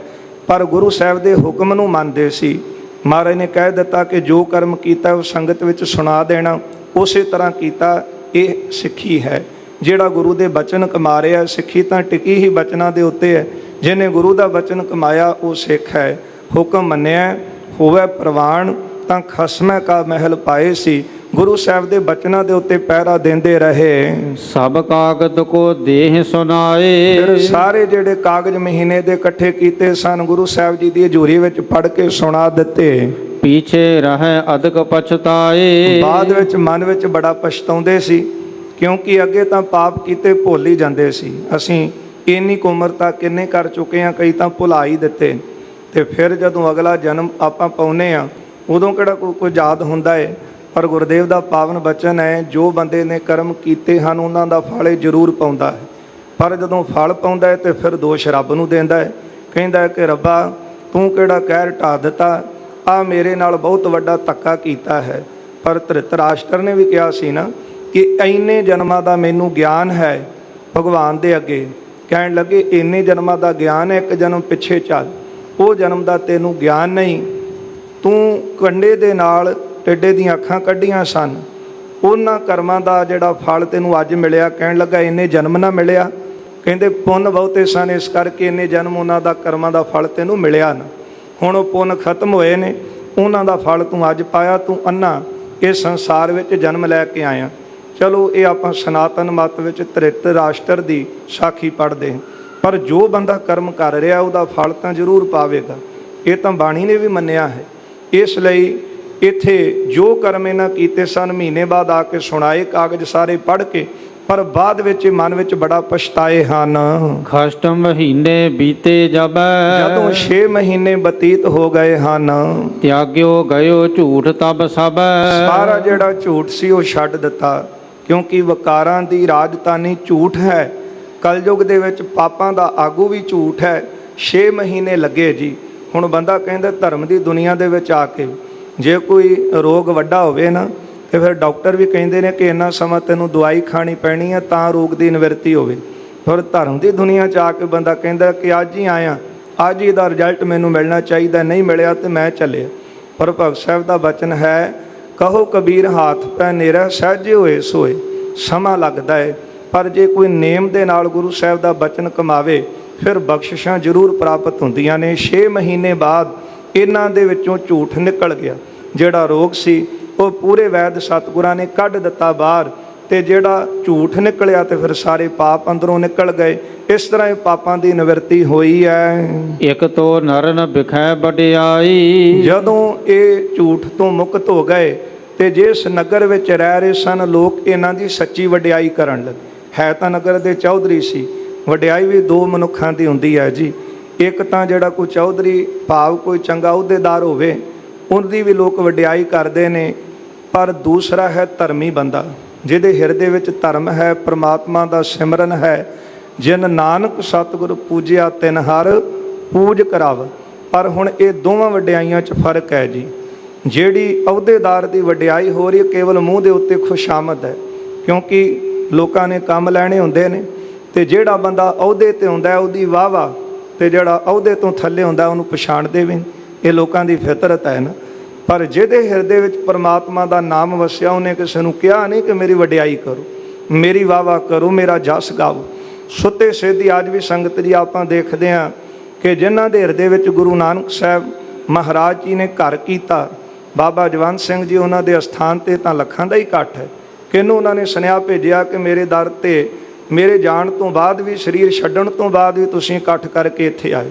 ਉਹਨਾਂ ਮਹਾਂਪੁਰਖਾਂ ਦਾ, ਕਮਾਈ ਵਾਲਿਆਂ ਦਾ ਰਹਿੰਦੀ ਦੁਨੀਆ ਦੇ ਵਿੱਚ, ਰਹਿੰਦੀ ਦੁਨੀਆ ਤੱਕ ਸਤਿਕਾਰ ਹੁੰਦਾ। ਉਹਨਾਂ ਦੀ ਸ਼ੋਭਾ ਜੁਗ ਜੁਗ ਹੋਈ, ਕੋਈ ਨਾ ਮੇਟਣ ਹਾਰ, ਕੋਈ ਮਾਈ ਦਾ ਲਾਲ ਉਹਨਾਂ ਦੀ ਸ਼ੋਭਾ ਨੂੰ ਮੇਟ ਨਹੀਂ ਸਕਦਾ।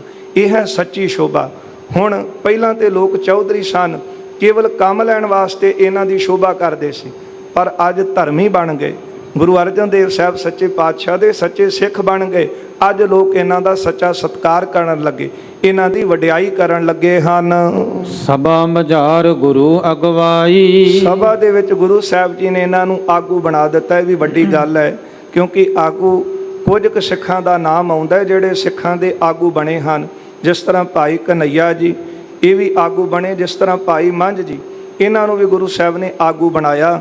ਪਰ ਆਗੂ ਇੱਥੇ ਉਹ ਬਣਿਆ ਜਿਹਨੇ ਆ ਕਰਕੇ ਆਪਣਾ ਆਪ ਸਮਰਪਿਤ ਕਰ ਦਿੱਤਾ। ਸੋ ਇਹਨਾਂ ਨੂੰ ਗੁਰੂ ਸਾਹਿਬ ਜੀ ਨੇ ਸਾਰੀ ਸਭਾ ਦਾ ਆਗੂ ਬਣਾ ਦਿੱਤਾ। ਲੱਜਤ ਹੋਏ ਬਸੂਰਨ ਫੇਰ, ਝੂਰਦੇ ਸਨ ਕਦੋਂ? ਲੱਜਤ ਹੁੰਦੇ ਸਨ ਉਦੋਂ ਜਦੋਂ ਆਪਣੇ ਕੀਤੇ ਹੋ ਮਾੜੇ ਕੰਮ, ਕੀਤੇ ਪਾਪ ਸੁਣਾਉਂਦੇ ਸਨ। ਜਾਂ ਤੇ ਤਿਆਗ ਦੇਨ ਇੱਕ ਬੇਰ, ਇਸ ਲਈ ਇਹਨਾਂ ਨੇ ਇੱਕੋ ਵਾਰ ਦੇ ਵਿੱਚ ਸਾਰਾ ਹੀ ਝੂਠ, ਸਾਰੇ ਪਾਪ ਜਿਹੜੇ ਸੀ ਉਹ ਤਿਆਗ ਦਿੱਤੇ ਹਨ।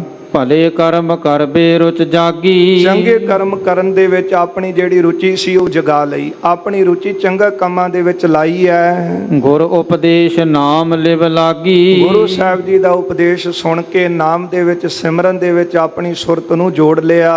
ਲੀਕੇ ਪੰਥ ਪਰੇ ਬੁੱਧ ਆਈ, ਫਿਰ ਚੰਗੇ ਪੰਥ, ਚੰਗੇ ਰਸਤੇ ਤੁਰੇ ਨੇ ਤੇ ਗੁਰੂ ਦੀ ਮੱਤ ਦੇ ਧਾਰਨੀ ਬਣੇ ਨੇ। ਇਹਨੂੰ ਕਿਹਾ ਜਾਂਦਾ ਹੈ ਜੀ ਗੁਰਮੁਖ, ਇਹਨੂੰ ਕਿਹਾ ਜਾਂਦਾ ਹੈ ਗੁਰਮਤੀਆ।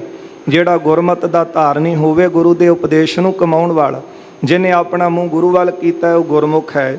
ਪਰ ਜਿਹੜਾ ਉਤੋਂ ਪਹਿਰਾਵਾ ਤੇ ਮੇਰੇ ਵਾਂਗੂ ਪਾ ਕੇ ਬੈਠਾ, ਪਰ ਜੋ ਮਨ ਚਾਹਿਆ ਉਹ ਕਰ ਲੈਣਾ, ਉਹਨੂੰ ਕਹਿੰਦੇ ਨੇ ਮਨਮੁਖ, ਕਿ ਆਪਣਾ ਮੁਖ ਹੀ ਆਪਣੇ ਮਨ ਵੱਲ ਕੀਤਾ। ਪਰ ਗੁਰਮੁਖ ਕਦੇ ਵੀ ਮਨ ਦੀ ਨਹੀਂ ਸੁਣਦਾ, ਮਨ ਪਿੱਛੇ ਨਹੀਂ ਲੱਗਦਾ। ਉਹ ਕਹਿੰਦਾ ਗੁਰੂ ਦਾ ਉਪਦੇਸ਼ ਕੀ ਹੈ। ਇਸ ਲਈ ਭਾਈ ਚੂਹੜ ਤੇ ਭਾਈ ਪੁਰੀਆ, ਇਹ ਦੋਵੇਂ ਜਿਹੜੇ ਗੁਰਮੁਖ ਸਨ, ਇਹਨਾਂ ਦਾ ਅਦਬ ਤੇ ਸਤਿਕਾਰ ਗੁਰੂ ਸਾਹਿਬ ਜੀ ਨੇ ਹੋਰ ਵਧਾ ਦਿੱਤਾ। ਪ੍ਰਭ ਡਰ ਤੇ ਤਿਆਗੀ ਬੁਰਿਆਈ, ਗੁਰੂ ਸਾਹਿਬ ਜੀ ਦਾ ਨਿਰਮਲ ਭਾਵ ਰੱਖਦੇ ਸੀ, ਇਸ ਲਈ ਇਹਨਾਂ ਨੇ ਸਾਰੀ ਬੁਰਾਈਆਂ ਦਾ ਤਿਆਗ ਕੀਤਾ ਹੈ। ਪਾਪਾਂ ਤੋਂ ਉਦੋਂ ਬੰਦਾ ਬਚਦਾ ਹੈ ਜਦੋਂ ਪਰਮਾਤਮਾ ਦਾ ਭੈ, ਡਰ ਹੋਵੇ। ਜਦੋਂ ਕਿਸੇ ਦਾ ਡਰ ਹੋਵੇ ਫਿਰ ਬੰਦਾ ਕੋਈ ਮਾੜਾ ਕਰਮ ਕਰਦਾ ਹੀ ਨਹੀਂ। ਪਰ ਜਦੋਂ ਡਰ ਨੂੰ ਅੰਦਰੋਂ ਕੱਢ ਦਿੰਦਾ ਹੈ, ਉਸ ਵੇਲੇ ਬੰਦਾ ਜਿਹੜਾ ਹੈ ਉਹ ਪਾਪ ਕਰਮ ਕਰਦਾ ਹੈ। ਪਰ ਗੁਰੂ ਸਾਹਿਬ ਜੀ ਨੇ ਸਾਨੂੰ ਉਪਦੇਸ਼ ਦਿੱਤਾ, ਨਿਰਮਲ ਭਉ ਪਾਇਆ, ਹਰ ਗੁਣ ਗਾਇਆ, ਹਰ ਵੇਖੈ ਰਾਮ ਹਦੂਰੇ। ਸੰਗਤ ਜੀ, ਭਉ ਵੀ ਕਈ ਪ੍ਰਕਾਰ ਦਾ ਹੈ, ਪਰ ਗੁਰੂ ਦਾ, ਪਰਮਾਤਮਾ ਦਾ ਜਿਹੜਾ ਭਉ ਹੈ ਨਾ, ਇਹ ਨਿਰਮਲ ਭਉ ਹੈ, ਇਹ ਸ਼ੁੱਧ ਭਉ ਹੈ। ਜਿਨ੍ਹਾਂ ਨੇ ਪ੍ਰੇਮ ਕੀਤਾ ਉਹਨਾਂ ਦੇ ਅੰਦਰ ਡਰ ਹੁੰਦਾ ਹੈ ਕਿ ਸਾਡਾ ਇਹਦੇ ਨਾਲ ਪਿਆਰ ਹੈ, ਤੇ ਜੇ ਕਿਤੇ ਕੋਈ ਮਾੜਾ ਕਰਮ ਇਹਨੇ ਸਾਡਾ ਦੇਖ ਲਿਆ ਤੇ ਕਿਤੇ ਮੇਰੀ ਅਣਬਣ ਨਾ ਹੋਵੇ, ਮੇਰੀ ਦੂਰੀ ਨਾ ਬਣ ਜਾਵੇ। ਇਸ ਚੀਜ਼ ਦਾ ਡਰ ਆਪਣੇ ਮਨ ਵਿੱਚ ਰੱਖਣਾ। ਇਹੋ ਹੀ ਡਰ ਜਿਹੜੇ ਪਿਆਰ ਵਾਲੇ ਨੇ, ਕਮਾਈ ਵਾਲੇ ਨੇ, ਨਾਮ ਜਪਣ ਵਾਲੇ, ਸਤ ਸੰਗਤ ਕਰਨ ਵਾਲੇ ਰੱਖਦੇ ਨੇ, ਕਿਉਂਕਿ ਮਾੜਾ ਕਰਮ ਕਰਾਂਗੇ ਤੇ ਸਾਡੀ ਦੂਰੀ ਬਣੇਗੀ। ਫਿਰ ਇੱਕ ਵਿਕਾਰ ਜਨਮ ਲਏਗਾ, ਰਹਿਤ ਰਹਿਤ ਰਹਿ ਜਾਏ ਵਿਕਾਰਾ। ਹੌਲੀ ਹੌਲੀ ਵਿਕਾਰਾਂ ਕਰਕੇ ਸਾਡੀ ਦੂਰੀ ਬਣ ਜਾਵੇਗੀ। ਇਸ ਲਈ ਗੁਰੂ ਸਾਹਿਬ ਜੀ ਦਾ ਡਰ ਆਪਣੇ ਮਨ 'ਚ ਰੱਖਦੇ ਸੀ ਤੇ ਬੁਰਾਈਆਂ ਦਾ ਤਿਆਗ ਕਰ ਦਿੱਤਾ। ਸਤ ਸੰਗਤ ਮਿਲ ਜਨਮ ਸੁਧਾਰੇ, ਸੰਗਤ ਵਿੱਚ ਮਿਲ ਕੇ ਆਪਣੇ ਜੀਵਨ ਨੂੰ ਸਫਲਾ ਕੀਤਾ ਹੈ। ਆਏ ਤਾਂ ਮਨੁੱਖਾ ਜਨਮ ਸਫਲ ਕਰਨ ਵਾਸਤੇ ਹਨ, ਪਰ ਸਫਲ ਜਨਮ ਉਦੋਂ ਹੁੰਦਾ ਹੈ ਜਦੋਂ ਪੂਰੇ ਗੁਰੂ ਕੋਲ ਜਾ ਕੇ ਗੁਰੂ ਉਪਦੇਸ਼ ਦੀ ਜਾਚਨਾ ਕਰੀਏ, ਬਚਨਾਂ ਦੀ ਕਮਾਈ ਕਰੀਏ, ਨਾਮ ਜਪ ਕੇ, ਸੰਗਤ ਕਰਕੇ ਪਾਪਾਂ ਤੋਂ, ਵਿਕਾਰਾਂ ਤੋਂ ਬਚ ਜਾਈਏ। ਫਿਰ ਇਹ ਜੀਵਨ ਜਿਹੜਾ ਉਹ ਸਫਲਾ ਹੁੰਦਾ ਹੈ। ਇਹਨਾਂ ਨੇ ਸੰਗਤ ਵਿੱਚ ਮਿਲ ਕੇ ਆਪਣੇ ਜੀਵਨ ਨੂੰ ਸਫਲਾ ਕਰ ਲਿਆ। ਥਿਰੇ ਬਹੁਤ ਸਤਿਗੁਰ ਕੇ ਦੁਆਰੇ, ਕੁਝ ਸਮਾਂ ਗੁਰੂ ਸਾਹਿਬ ਮਹਾਰਾਜ ਜੀ ਦੀ ਹਜ਼ੂਰੀ ਵਿੱਚ ਸ੍ਰੀ ਅੰਮ੍ਰਿਤਸਰ ਦੇ ਵਿੱਚ ਰਹਿ ਕੇ ਸਮਾਂ ਬਤੀਤ ਕੀਤਾ। ਸੇਵਾ ਵਿਖੇ ਲੱਗੇ ਕਰ ਪ੍ਰੇਮ, ਬੜੇ ਪ੍ਰੇਮ ਦੇ ਨਾਲ ਗੁਰੂ ਸਾਹਿਬ ਦੀ ਅਤੇ ਸੰਗਤ ਦੀ ਸੇਵਾ ਵਿੱਚ ਲੱਗ ਗਏ। ਪ੍ਰਾਪਤ ਭਈ ਅੰਤ ਕੋ ਸ਼ੇਮ, ਅੰਤ ਨੂੰ ਇਹਨਾਂ ਨੂੰ ਸੁਖੈਨ ਹੀ ਜਿਹੜੀ ਮੁਕਤੀ ਆ ਉਹ ਪ੍ਰਾਪਤ ਹੋਈ ਹੈ। ਅੰਤ ਨੂੰ ਇਹਨਾਂ ਦੀ ਕਲਿਆਣ ਹੋਈ ਹੈ। ਇਕ ਪੈੜਾ ਪੁਨ ਦੁਰਗਾ ਆਇਓ। ਅਗਲਾ ਪ੍ਰਸੰਗ ਇੱਥੇ ਕਵੀ ਜੀ ਲਿਖਦੇ ਨੇ ਅੱਗੇ ਗੁਰਸਿੱਖਾਂ ਦਾ। ਇੱਕ ਭਾਈ ਪੈੜਾ ਜੀ ਅਤੇ ਦੂਸਰੇ ਸਿੱਖ ਦਾ ਨਾਮ ਹੈ ਜਿਹੜੇ ਗੁਰੂ ਸਾਹਿਬ ਦੀ ਸ਼ਰਨ ਵਿੱਚ ਆਏ ਨੇ ਭਾਈ ਦੁਰਗਾ ਜੀ। ਇਹ ਦੋਨੋਂ ਚੱਲ ਕੇ ਗੁਰੂ ਅਰਜਨ ਦੇਵ ਸਾਹਿਬ ਜੀ ਦੀ ਸ਼ਰਨ ਵਿੱਚ ਆਏ ਹਨ। ਸ਼੍ਰੀ ਅਰਜਨ ਕੋ ਸੀਸ ਨਿਵਾਇਓ। ਭਾਈ ਪੈੜੇ ਨੇ ਭਾਈ ਦੁਰਗੇ ਨੇ ਆ ਕੇ ਗੁਰੂ ਅਰਜਨ ਦੇਵ ਸਾਹਿਬ ਦੇ ਚਰਨਾਂ ਤੇ ਨਮਸਕਾਰ ਕੀਤੀ ਹੈ। ਬੈਠੇ ਸਨਮੁਖ ਅਰਜ ਗੁਜ਼ਾਰੀ, ਸਤਿਗੁਰਾਂ ਦੇ ਸਾਹਮਣੇ ਬੈਠ ਕੇ ਇਹਨਾਂ ਨੇ ਬੇਨਤੀ ਕੀਤੀ ਹੈ, ਕਰੋ ਪ੍ਰਭੂ ਕਲਿਆਣ ਹਮਾਰੀ। ਸਤਿਗੁਰੂ ਜੀ ਕਿਰਪਾ ਕਰੋ, ਸਾਡੀ ਕਲਿਆਣ ਕਰੋ, ਸਾਡਾ ਉਧਾਰ ਕਰੋ, ਸਾਡੀ ਜਿਹੜੀ ਗਤੀ ਹੋ ਜਾਵੇ। ਸਿੱਖ ਹਜ਼ਾरों ਸੇਵਕ ਮਾਈ, ਮਹਾਰਾਜ ਹਜ਼ਾਰਾਂ ਹੀ ਸਿੱਖ ਤੁਹਾਡੀ ਸੇਵਾ ਕਰਦੇ ਹਨ। ਹਮਨੇ ਸੁਨੀ ਪਰਮ ਗਤ ਪਾਈ। ਅਸੀਂ ਸੁਣਿਆ ਹੈ ਕਿ ਉਹਨਾਂ ਅਨੇਕਾਂ ਨੇ ਪਰਮ ਗਤੀ ਪ੍ਰਾਪਤ ਕੀਤੀ ਹੈ। ਇਹ ਸੁਣ ਕੇ ਸਤਿਗੁਰੂ ਅਸੀਂ ਵੀ ਤੁਹਾਡੀ ਸ਼ਰਨ ਵਿੱਚ ਆਏ। ਜਦੋਂ ਸੁਣਦੇ ਹਾਂ ਕਿ ਜਿਨ੍ਹਾਂ ਨੇ ਤੁਹਾਡੇ ਬਚਨਾਂ ਨੂੰ ਕਮਾਇਆ, ਤੁਹਾਡੀ ਸੇਵਾ ਕੀਤੀ, ਉਹਨਾਂ ਦੀ ਕਲਿਆਣ ਹੋਈ, ਉਹ ਮੁਕਤ ਹੋਏ ਨੇ। ਇਹ ਸ਼ੋਭਾ ਸੁਣ ਕੇ ਅਸੀਂ ਵੀ ਤੁਹਾਡੇ ਦਰ ਤੇ ਆਏ ਹਾਂ। ਮਹਾਰਾਜ ਕਿਰਪਾ ਕਰੋ, ਸਾਨੂੰ ਵੀ ਉਪਦੇਸ਼ ਦੇਵੋ, ਉਪਦੇਸ਼ ਨੂੰ ਅਸੀਂ ਵੀ ਕਮਾ ਸਕੀਏ, ਸਾਡੀ ਵੀ ਕਲਿਆਣ ਹੋਵੇ। ਜਿਸ ਬਿਦ ਹਮਰੇ ਮਿਟਹਿ ਕਲੇਸ਼, ਸਤਿਗੁਰੂ ਜਿਸ ਤਰ੍ਹਾਂ ਸਾਡੇ ਕਲੇਸ਼ ਮਿਟ ਜਾਣ, ਇਹਨਾਂ ਪਾਪਾਂ ਦੀ ਨਿਵਰਤੀ ਹੋਵੇ। ਸ਼੍ਰੀ ਮੁਖ ਤੇ ਕੀਜੈ ਉਪਦੇਸ਼, ਆਪ ਜੀ ਕਿਰਪਾ ਕਰਕੇ ਆਪਣੇ ਮੁਖਾਰ ਬਿੰਦ ਤੋਂ ਸਾਨੂੰ ਉਪਦੇਸ਼ ਦੇਵੋ। ਔਰ ਸ਼ਰਧਾ ਤਿਨ ਕੇ ਧਿੜ ਜਾਨੀ। ਜਦੋਂ ਸਤਿਗੁਰਾਂ ਨੇ ਇਹਨਾਂ ਦੇ ਹਿਰਦੇ ਵਿੱਚ ਪੂਰੀ ਸ਼ਰਧਾ ਦੇਖੀ ਹੈ, ਸਤਿਗੁਰ ਗਤ ਕਾ ਗਿਰਾ ਬਖਾਨੀ। ਮੁਕਤੀ ਦੇਣ ਵਾਲੇ ਸਤਿਗੁਰੂ ਗੁਰੂ ਅਰਜਨ ਦੇਵ ਸਾਹਿਬ ਜੀ ਨੇ ਬਚਨ ਕਹੇ ਨੇ, ਪੁਰਬ ਜਨਮ ਦਾਨ ਜਿਨ ਕੀਨੇ। ਗੁਰਦੇਵ ਕਹਿੰਦੇ ਹਨ ਜਿਨ੍ਹਾਂ ਨੇ ਪੂਰਬਲੇ ਜਨਮ ਦੇ ਵਿੱਚ ਦਾਨ ਪੁੰਨ ਕੀਤੇ ਹਨ, ਤਨ ਧਰ ਤਿਨੋ ਪਦਾਰਥ ਲੀਨੇ। ਉਹਨਾਂ ਨੇ ਫਿਰ ਮਨੁੱਖਾ ਸਰੀਰ ਧਾਰਨ ਕਰਕੇ ਇਹਦੇ ਵਜੋਂ ਫਲ ਪ੍ਰਾਪਤ ਕੀਤਾ ਹੈ। ਦੇਹ ਅਰੋਗ ਸੁਸ਼ੀਲਾ ਨਾਰੀ, ਕਿਹੜੇ ਫਲ ਪ੍ਰਾਪਤ ਹੋਏ ਨੇ? ਦੇਹ ਅਰੋਗਤਾ, ਘਰ ਵਿੱਚ ਜਿਹੜੀ ਆਗਿਆਕਾਰ ਸਤਵੰਤੀ ਨਾਰ ਹੈ, ਪੁੱਤਰ ਉਪੰਨ ਹੈ ਆਏ ਸਕਾਰੀ। ਤੇ ਆਗਿਆਕਾਰੀ ਪੁੱਤਰ ਨੇ ਘਰ ਵਿੱਚ ਜਨਮ ਲਿਆ ਹੈ। ਕਿਸੇ ਵਿਦਵਾਨ ਦਾ ਇਹ ਕਥਨ ਹੈ ਕਿ ਪਿੱਪਲ ਘਰ, ਸਪੁੱਤ ਘਰ, ਘਰ ਸਤਵੰਤੀ ਨਾਰ, ਚੌਥੇ ਉਜਲ ਕੱਪੜੇ, ਸਵਰਗ ਨਿਸ਼ਾਨੀ ਚਾਰ। ਉਹ ਕਹਿੰਦਾ ਸਵਰਗ ਦੀਆਂ ਹੀ ਨਿਸ਼ਾਨੀਆਂ ਨੇ ਪਿੱਪਲ ਦਾ ਘਰ ਵਿੱਚ ਹੋਣਾ, ਕਿਉਂਕਿ ਠੰਡੀ ਛਾਂ ਦਿੰਦਾ ਹੈ। ਇਹ ਵੀ ਦੱਸਦੇ ਹਨ ਕਿ ਆਕਸੀਜਨ ਦੀ ਮਾਤਰਾ ਬਹੁਤਾਤ ਇਹਦੇ ਵਿੱਚੋਂ ਪ੍ਰਾਪਤ ਹੁੰਦੀ। ਇਸੇ ਤਰ੍ਹਾਂ ਘਰ ਸਤਵੰਤੀ ਨਾਰ, ਪਿੱਪਲ ਘਰ, ਸੁਪੁੱਤ ਘਰ, ਚੰਗਾ ਸ਼੍ਰੇਸ਼ਟ ਪੁੱਤਰ, ਆਗਿਆਕਾਰ, ਆਗਿਆ ਵਿੱਚ ਰਹਿਣ ਵਾਲਾ। ਦੇਖੀਦਾ ਹੈ ਘਰਾਂ ਦੇ ਹਾਲਾਤ ਕਿ ਘਰ ਵਿੱਚ ਸਭ ਕੁਝ ਹੋਣ ਦੇ ਬਾਵਜੂਦ ਵੀ ਜਦੋਂ ਬੱਚੇ ਆਗਿਆਕਾਰ ਨਹੀਂ, ਤੇ ਫਿਰ ਘਰ ਦੀ ਬਣੀ ਹੋਈ ਚੰਗੀ ਤੋਂ ਚੰਗੀ ਜਿਹੜੀ ਜਾਇਦਾਦ ਹੈ ਉਹਨੂੰ ਸ਼ੈਨਾਂ ਦੇ ਵਿੱਚ, ਫਲਾਂ ਦੇ ਵਿੱਚ ਗਵਾਉਣ ਵਾਲੇ ਵੀ ਪੁੱਤਰ ਦੇਖੀਦੇ ਨੇ, ਜਿਨ੍ਹਾਂ ਤੋਂ ਮਾਪੇ ਬਹੁਤ ਦੁਖੀ ਹਨ। ਉਹਨਾਂ ਦੇ ਆਚਰਣ ਨੂੰ ਵੇਖ ਕਰਕੇ ਨਸ਼ਿਆਂ ਦੇ ਵਿੱਚ ਆਪਣੇ ਜੀਵਨ ਨੂੰ ਖਰਾਬ ਕਰਨ ਵਾਲੇ, ਪਰ ਘਰ ਦੇ ਵਿੱਚ ਚੰਗਾ ਪੁੱਤਰ ਹੋਵੇ, ਆਗਿਆਕਾਰ ਪੁੱਤ ਹੋਵੇ, ਤੇ ਮਾਪਿਆਂ ਦਾ ਜਿਹੜਾ ਪਹਿਲੀ ਧਨ ਸੰਪਤੀ ਹੈ ਉਹਨੂੰ ਦੂਰਾਂ ਕਰਨ ਦੀ ਸਮਰੱਥਾ ਰੱਖਦਾ ਹੈ। ਸੋ ਦਾਨੇ ਕਹਿੰਦੇ ਹਨ ਪਿੱਪਲ ਘਰ, ਸੁਪੁੱਤ ਘਰ, ਆਗਿਆਕਾਰੀ ਪੁੱਤਰ, ਤੇ ਘਰ ਸਤਵੰਤੀ ਨਾਰ, ਚੰਗੇ ਜੀਵਨ ਵਾਲੀ, ਉੱਚ ਆਚਰਣ ਵਾਲੀ, ਆਗਿਆਕਾਰ ਔਰਤ, ਤੇ ਫਿਰ ਚੌਥੇ ਉਜਲ ਕੱਪੜੇ, ਸਵਰਗ ਨਿਸ਼ਾਨੀ ਚਾਰ।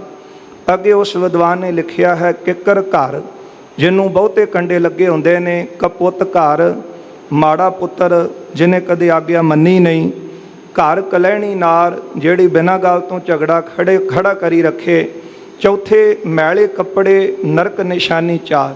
ਇਸ ਲਈ ਇੱਥੇ ਗੁਰੂ ਅਰਜਨ ਦੇਵ ਸਾਹਿਬ ਜੀ ਨੇ ਵੀ ਇਹ ਬਚਨ ਕਿਹਾ ਹੈ। ਜਦੋਂ ਆ ਕੇ ਭਾਈ ਦੁਰਗਾ ਤੇ ਭਾਈ ਪੈੜਾ ਨੇ ਮਹਾਰਾਜ ਤੋਂ ਉਪਦੇਸ਼ ਦੀ ਜਾਚਨਾ ਕੀਤੀ ਹੈ ਸਾਡੀ ਕਲਿਆਣ ਹੋਵੇ, ਤੇ ਗੁਰਦੇਵ ਕਹਿੰਦੇ ਨੇ ਪੁਰਬ ਜਨਮ ਦਾਨ ਜਿਨ ਕੀਨੇ। ਜਿਨ੍ਹਾਂ ਨੇ ਪੂਰਬਲੇ ਜਨਮ ਦੇ ਵਿੱਚ, ਪਿਛਲੇ ਜਨਮ ਵਿੱਚ ਦਾਨ ਪੁੰਨ ਕੀਤਾ ਹੈ, ਤਨ ਧਰ ਤਿਨਹੋ ਪਦਾਰਥ ਲੀਨੇ। ਉਹਨਾਂ ਨੇ ਫਿਰ ਮਨੁੱਖਾ ਸਰੀਰ ਹੁਣ ਧਾਰਨ ਕੀਤੇ ਨੇ। ਉਹਨਾਂ ਦੇ ਘਰ ਵਿੱਚ ਸਾਰੇ ਪਦਾਰਥ ਨੇ, ਜਿਨ੍ਹਾਂ ਦੇ ਘਰ ਸੋਹਣੇ ਪਦਾਰਥ ਦੇਖਦੇ ਆ। ਫਿਰ ਦੇਹ ਅਰੋਗ, ਦੇਹ ਦੀ ਅਰੋਗਤਾ ਹੋਣੀ। ਕਈ ਵਾਰੀ ਘਰ 'ਚ ਸਾਰਾ ਕੁਝ ਹੋਵੇ ਪਰ ਤਨ ਹੀ ਸੁਖੀ ਨਹੀਂ, ਦੇਹ ਅਰੋਗਤਾ ਨਹੀਂ, ਤੇ ਉਹਨਾਂ ਪਦਾਰਥਾਂ ਨੂੰ ਬੰਦਾ ਕਰੇਗਾ ਕੀ?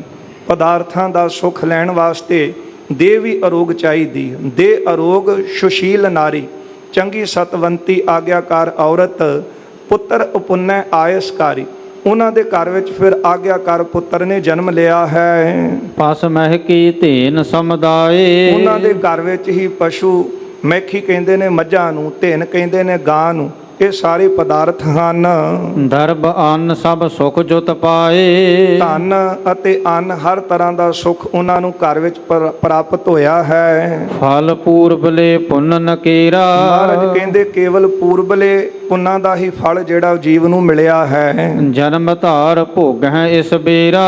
ਜਨਮ ਧਾਰ ਕੇ ਜੀਵ ਇਸ ਜਨਮ ਦੇ ਵਿੱਚ ਇਹਨਾਂ ਪਦਾਰਥਾਂ ਦਾ ਫਲ ਭੋਗ ਰਹੇ ਨੇ ਨਾ, ਜਿਨ੍ਹਾਂ ਨੂੰ ਦੇਖ ਕਰਕੇ ਬੰਦਾ ਕਹਿੰਦਾ ਹੈ ਯਾਰ ਕੀਤਾ ਤੇ ਕੁਝ ਨਹੀਂ, ਇੰਨਾ ਕੁਝ ਘਰ ਵਿੱਚ ਹੈ ਕਿ ਖਾਦਿਆਂ ਵੀ ਨਹੀਂ ਮੁੱਕਣਾ। ਬਸ ਉਹ ਕੀਤਾ ਤੇ ਸੀ, ਕੀਤੇ ਦਾ ਹੀ ਇਹਨਾਂ ਨੇ ਪਾਇਆ ਹੈ। ਪਰ ਇੰਨੀ ਮਿਹਨਤ ਕਰਨ ਦੇ ਬਾਵਜੂਦ ਵੀ ਹਲੇ ਕੁਝ ਹੱਥ ਨਹੀਂ ਆਇਆ। ਉਹਦਾ ਭਾਵ ਇਹ ਨਹੀਂ ਕਿ ਮਿਹਨਤ ਕਰਨੀ ਨਹੀਂ ਚਾਹੀਦੀ, ਪਰ ਭਾਵ ਇਹ ਹੈ, ਮਹਾਰਾਜ ਕਹਿੰਦੇ ਨੇ ਕਈ ਕੋਟ ਘਾਲੇ ਥੱਕ ਪਾਹੇ।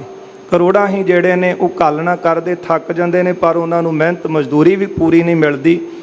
ਭਾਵ ਇਹੋ ਹੀ ਕਿ ਪਿਛਲੇ ਜਨਮ ਵਿੱਚ ਦਾਨ ਪੁੰਨ ਕੀਤਾ ਹੀ ਨਹੀਂ।